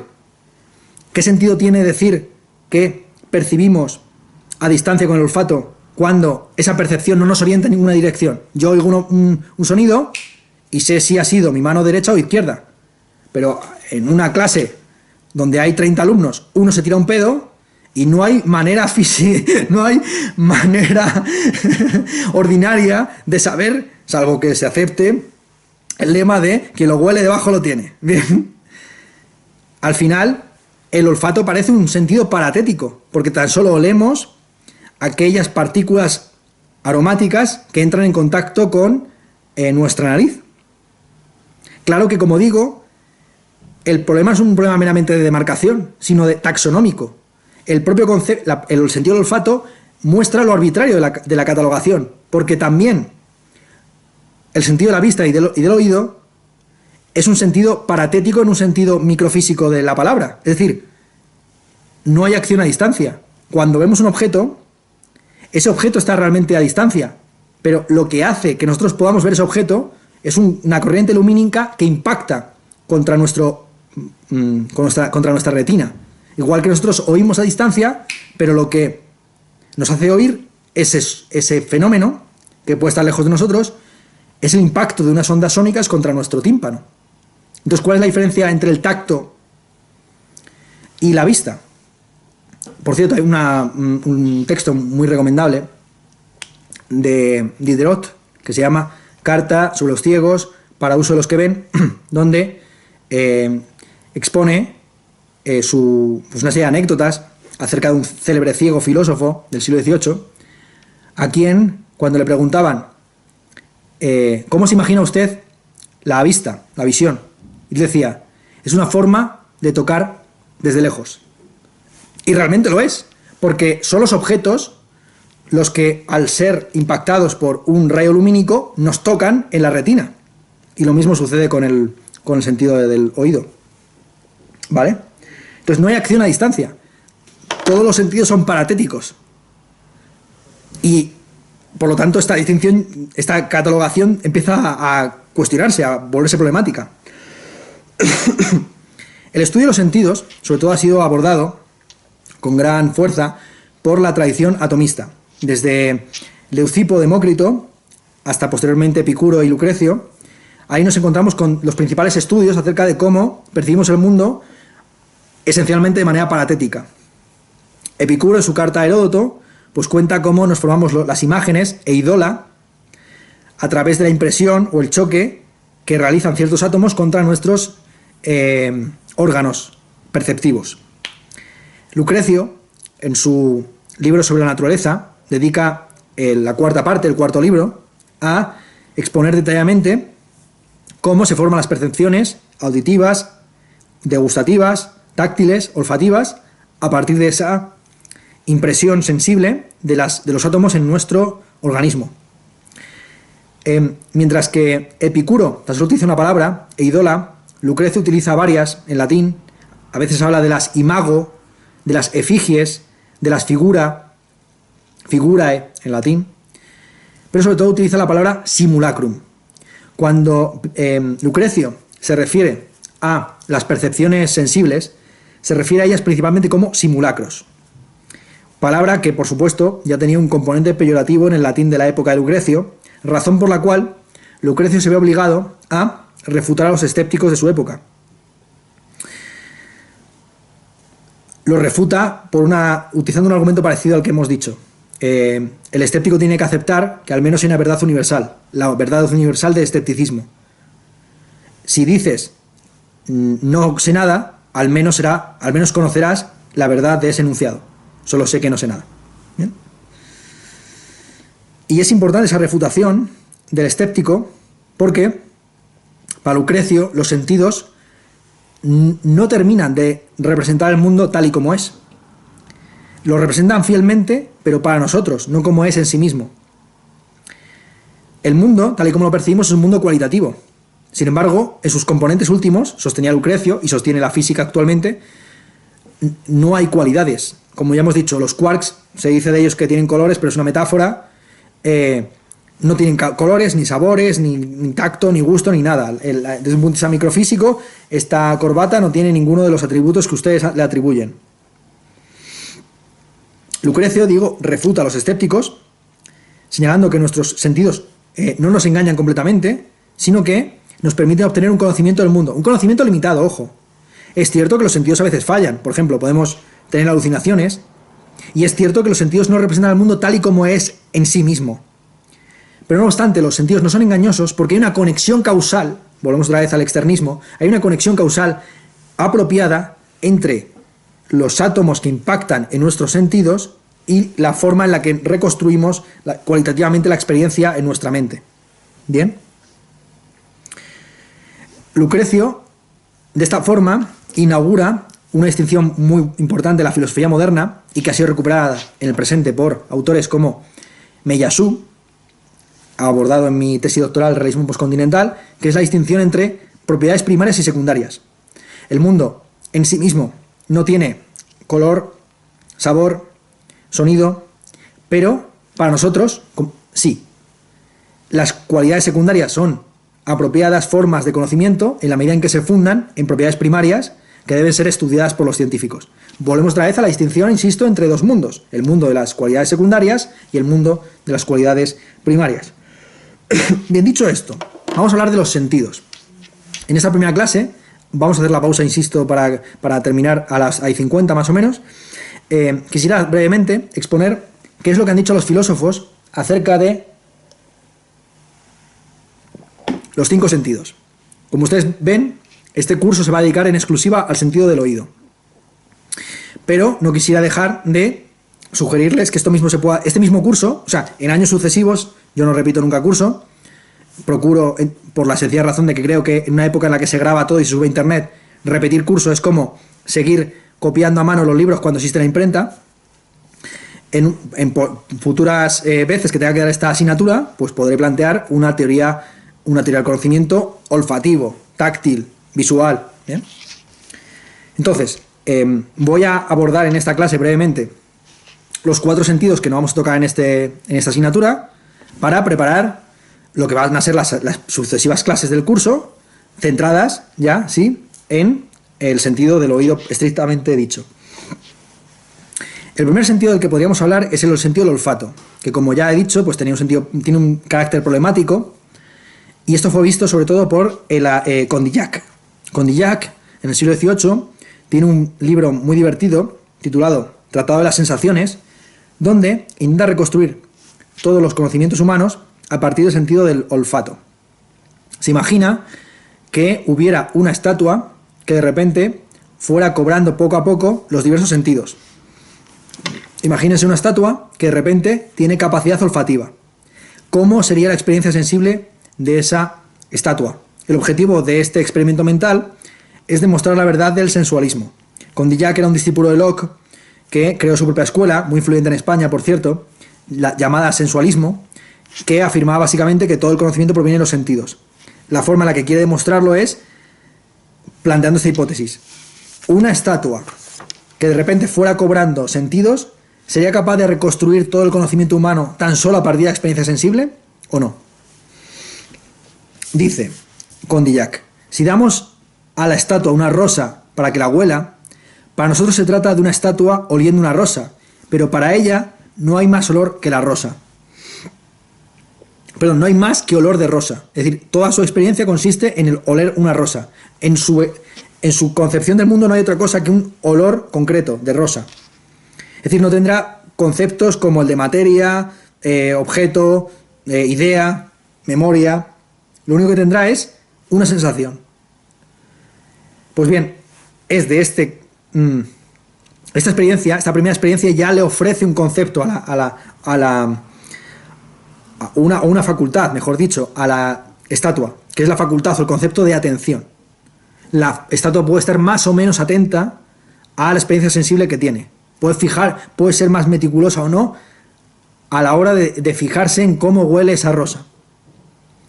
Cuando se retira la rosa, lo que queda en la mente de la estatua es una impresión sensible. Ahí tenemos el origen de la memoria. La memoria es el mantenimiento en la mente de un fenómeno sensible al que hemos atendido. Si le vamos ofreciendo distintos objetos a la rosa, pues a la estatua, como rosas, claveles, etcétera, la rosa, perdón, oh, Dios mío, perdón, es que llevo muchas horas de clase hoy y se me va un poco la cabeza. La estatua puede ya comparar cómo huele la rosa, cómo huele el clavel, cómo huele cualquier otro objeto, y podría, por lo tanto, comparar diversas percepciones sensibles prestando atención a sus diferencias o similitudes. Ahí nacería el juicio. Un juicio no es sino la percepción de una relación entre varias cosas que se comparan o se estableciendo conexiones o separaciones entre ellas. Y si al presentar a la estatua un olor desagradable, ella se imagina un olor agradable, ahí tenemos el origen de la imaginación. El contraste entre olores mejores y peores, habiéndose establecido lo mejor y lo peor por medio de la comparación, genera la facultad del deseo. ¿Bien? El deseo no es sino la acción de esas facultades anímicas de las que ya disponemos, orientadas hacia un fin. Bien, cuando ese fin se cumple, la rosa adquiere el concepto de voluntad. La voluntad es la intención de obtener determinados objetos, consiguiéndolo o no. Y ahí más o menos termina Condillac mostrando cómo casi todos los conceptos, memoria, juicio, atención, deseo, voluntad, pueden ser extraídos simplemente a partir de un sentido, el sentido del olfato. Vale, más allá de Condillac, hay que decir que el sentido del olfato es el patito feo de la filosofía. No es estudiado por muchos filósofos. Ha sido más popular en la literatura, por ejemplo, La nariz de Gogol o El perfume de Susskind. Tenemos también a Nietzsche, quien dijo que para ser buen filósofo no hay que tener buen gusto, ni buena vista, ni buen oído, sino buen olfato. Que los filósofos principalmente se definen por rastrear las ideas como si fueran sabuesos. Vale, ¿qué decir de el tacto y el gusto? El tacto y el gusto han sido las dos grandes facultades vinculadas con la filosofía aplicada. Si la vista y el oído han sido tradicionalmente contempladas como los sentidos noseológicos por excelencia, porque son capaces de percibir el mundo a distancia sin modificarlo, el gusto y el tacto, al no poder captar sino aquellas cosas que están en contacto con el cuerpo del ser humano, han sido tradicionalmente concebidas, estas dos formas de percepción, como sentidos asociados a la praxis, a la ética y la estética. ¿Se entiende? La justificación. Uno puede ver algo sin modificarlo, y uno puede oír algo sin modificar la fuente del sonido. Sin embargo, cualquier cosa que toques, tú la estás tocando a ella y ella te está tocando a ti. Y ya no digamos de meterte una cosa en la boca, ¿vale? O darle un lapetón, ¿vale? Entonces, por ese motivo principalmente, el oído y la vista han sido los sentidos tradicionales del conocimiento frente al tacto y el gusto, que han sido concebidos como los sentidos de la praxis, tanto ética como estética. El sentido del gusto ha sido el sentido por excelencia de la estética, entendida como teoría de las artes y de lo bello, lo sublime, lo grotesco. Y esto ha sido sobre todo abordado por los filósofos del siglo XVIII. Tenemos, por ejemplo, en Francia la disputa entre el padre André, en su ensayo sobre lo bello, quien considera que el gusto es una facultad universal, frente a Montesquieu, en su ensayo sobre el gusto, quien considera que el gusto, por el contrario, es una facultad particular. En ese debate ya nos encontramos con los principales problemas que se han debatido en toda la tradición filosófica occidental. Si el gusto es racional o sensible, si es universal o individual, si es seguro o arbitrario, y si es una facultad o una forma de apreciar el mundo. Bien, una facultad junto a la memoria, el intelecto, la sensibilidad, etc. Feijóo en España terció en el debate con dos textos en su teatro crítico, Razón del gusto y el no sé qué. En Razón del gusto, básicamente impugna las teorías a la manera de Montesquieu, que afirman que el gusto es subjetivo y arbitrario. A juicio de Feijóo, se pueden dar razones del gusto, razones principalmente causales. La justificación del gusto está en el temperamento y en la forma de aprehensión. ¿Bien? Sí que se puede discutir sobre gustos. ¿Cómo? Analizando cómo es la persona. Es normal que teniendo un determinado carácter te gusten determinadas cosas u otras. Por cierto, esta es la concepción, por supuesto, del arte que se encuentra en los sociólogos a la manera de Bourdieu. Para Bourdieu, pues existe un capital cultural que determina que a la clase media y alta le gusta el arte moderno y el cine experimental, mientras que a la clase media baja lo que le gusta pues son las películas de Marvel y el trap. Entonces, eso es lo que dice Feijóo en Razón del gusto. ¿Qué dice en el no sé qué? El no sé qué afirma que, aunque hay razones objetivas que permiten explicar por qué a uno le gusta una determinada cosa, eso no se debe entender en términos normativos. Es decir, hay ciertos fenómenos artísticos que nos gustan a pesar de que no cumplen ciertas reglas artísticas. Hay que recordar que Feijóo escribe en el siglo XVIII cuando el arte se identificaba con la creatividad sometida a regla. El talento, la suma de talento y técnica. ¿Bien? A juicio de Feijóo, hay un no sé qué, un elemento aparentemente irracional en toda aprehensión estética. Esto es el debate, insisto, en España y en Francia. En donde mejor se trató, antes de Kant, este debate fue en el mundo anglosajón. Shaftesbury y Hutcheson, siguiendo sobre todo The Standard of Taste, el sentido del gusto, el estándar del gusto de Hume, afirmaron que el sentido del gusto es el sentido que conecta la ética con la estética. ¿Vale? Que es a través del gusto que percibimos una realidad que al mismo tiempo es práctica, ética y degustativa, podemos decir, o sea, estética. Como digo, hasta Kant, realmente las posiciones son estas. Kant, en la crítica del juicio, dedica un buen trecho a hablar sobre el gusto. El gusto se define como la facultad de juzgar un objeto o modo de representación por medio de un deleite o aversión independiente de todo interés. Esto está muy conectado, por supuesto, con la teoría de Kant de que la experiencia sensible del arte tiene que ver con la contemplación desinteresada. ¿Bien? El arte es una finalidad sin fin que suscita en nosotros un gusto desinteresado. Si nos gusta la pornografía por razones interesadas, entonces no estamos contemplándola artísticamente, sino como una forma de autoalivio. ¿Bien? Kant analiza en esos pasajes de la crítica del juicio, parágrafo 40 y siguientes, en la idea del gusto como sentido común. Claro, el gusto, ojo, el gusto se ofrece para la filosofía moderna en ocasiones también como el gusto que los reúne todos. O sea, el gusto, el sentido que los reúne todos. Hay 5 sentidos y el primero de todos ellos es el gusto. Ahora bien, el gusto entra en contradicción. Aquí Kant presenta la famosa antinomia del gusto, cuya tesis afirma que el juicio del gusto no se basa en conceptos, pues en tal caso sería objeto de disputa, y mientras que la antítesis afirma que el juicio del gusto se basa en conceptos, pues de lo contrario no habría ni siquiera posibilidad de una disputa. Y aquí nos enfrentamos a la evidencia de que tradicionalmente se acepta que de gustibus non est disputandum, o sea, casi todo el mundo acepta que sobre los gustos no se disputa, pero sin embargo no hay objeto mayor de disputa que sobre los gustos. Bien, para cualquiera de manera intuitiva, si a ti te gusta la pizza y a mí me gusta los perritos calientes, ¿qué sentido tiene que yo te discuta a ti tu gusto?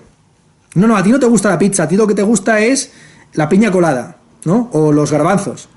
Que no se puede discutir sobre los gustos. Si alguien te dice que le gusta algo, será porque le gusta. No puedes entrar a discutir la conciencia subjetiva del gusto. ¿Bien? Entonces, la pregunta es, ¿por qué motivo discutimos sobre gustos todo el rato, sobre si esto es bueno o malo en un sentido estético, cuando aparentemente, oye, ¿a ti te gusta el trap? Pues a mí me gusta Beethoven.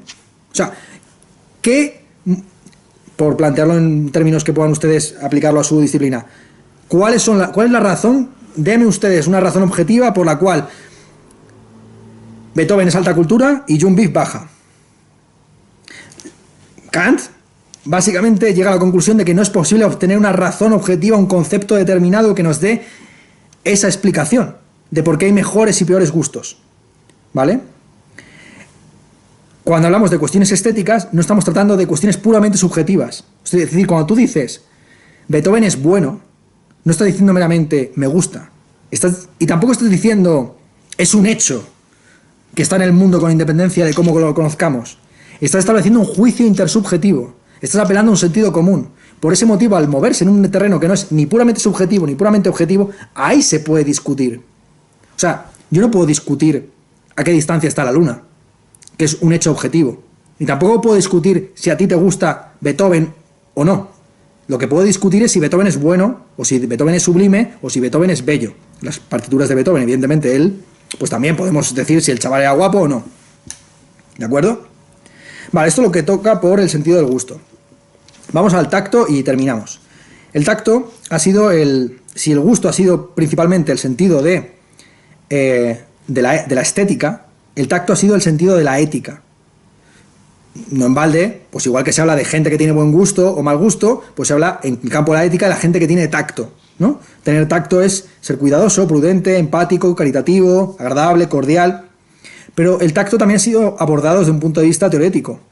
Por ejemplo, para Aristóteles, en el De Anima, el tacto está asociado a la experiencia sensible de tener un cuerpo. Dada la importancia que ha cobrado el cuerpo en la filosofía contemporánea, en parte por el fracaso de ideas de Husserl, pues muchos filósofos contemporáneos han valorado el tacto como objeto, no solamente como sentido, no solamente práctico, sino también teórico. Véase, por ejemplo, el caso de Gilles Deleuze. Gilles Deleuze, en La lógica del sentido, dedicada a... No, la lógica de la sensibilidad, perdón, es que son dos libros con un título muy parecido. La lógica de la sensibilidad, dedicada a Francis Bacon, distingue entre el sentido de lo óptico, que es lo que podemos ver, y el sentido de lo áptico, que es lo que podemos tocar. A juicio de Gilles Deleuze y de muchos otros filósofos, habría que sustituir nuestros conceptos ópticos por conceptos ápticos. El verdadero conocimiento del mundo no tiene que ser un conocimiento contemplativo, distanciado, etcétera, sino un conocimiento que toca. De nuevo, un conocimiento que no establece distancias o diferencias, sino que está que tiene como principal evidencia el hecho de que somos cuerpos, que nos desenvolvemos en un determinado espacio, ¿vale? Y aquí es donde llegamos al gran sentido de la filosofía.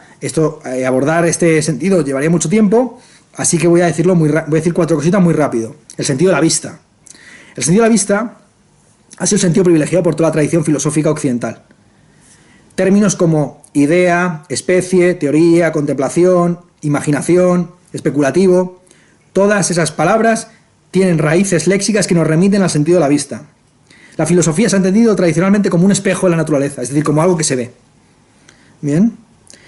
Pero los filósofos contemporáneos, a partir de Heidegger en adelante, con la cuestión de la distinción entre el ser a la vista y el ser a la mano, han empezado a cuestionar si este es un enfoque correcto de la realidad o, por el contrario, es un enfoque reificador de la realidad, objetualizador de la realidad, que entiende la realidad como un objeto a ser contemplado y piropeado. Y la conexión, evidentemente, con los debates feministas no hace falta que se lo sugiera.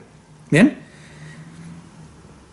¿Acaso deberíamos superar la concepción patriarcal del mundo como algo para ser contemplado y silbado o elogiado o vituperado, pues esta es la tesis más o menos sostenida por buena parte de la filosofía contemporánea. Le recomendaría en este punto un libro de Martin Jay titulado Ojos abatidos, la denigración de la visión en el pensamiento francés contemporáneo. El título lo dice todo. Así pues, llegamos por fin al tema concreto de este curso, que es el sentido del oído, ¿vale? Sobre él no voy a decir nada porque vamos a dedicarle toda una clase, simplemente he querido preparar el terreno, hablando del resto de sentidos y de la aproximación y de la justificación de este curso, ¿bien? No simplemente una ida de olla, espero que se haya más o menos explicado el fundamento de este curso, que, insisto, que entronca y engrana con el sentido de nuestra época. Al fin y al cabo, buena parte de los filósofos contemporáneos siguen todavía presos de la cárcel del lenguaje, del giro lingüístico típico de la filosofía del siglo XX, donde conocer algo es ser capaz de expresarlo proposicionalmente. Sin embargo, las proposiciones no se ven, se oyen o se emiten verbalmente. Se pueden escribir y ahí sí que se ven.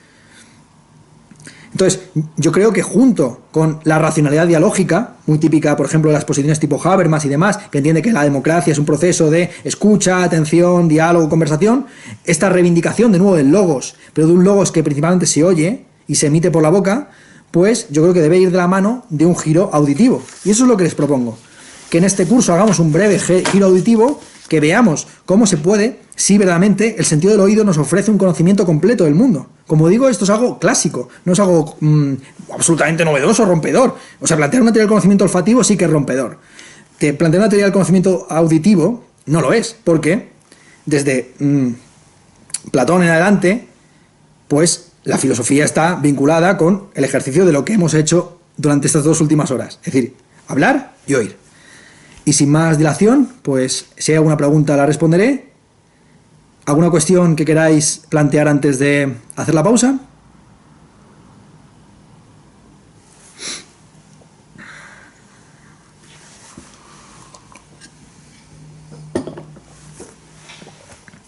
Vale.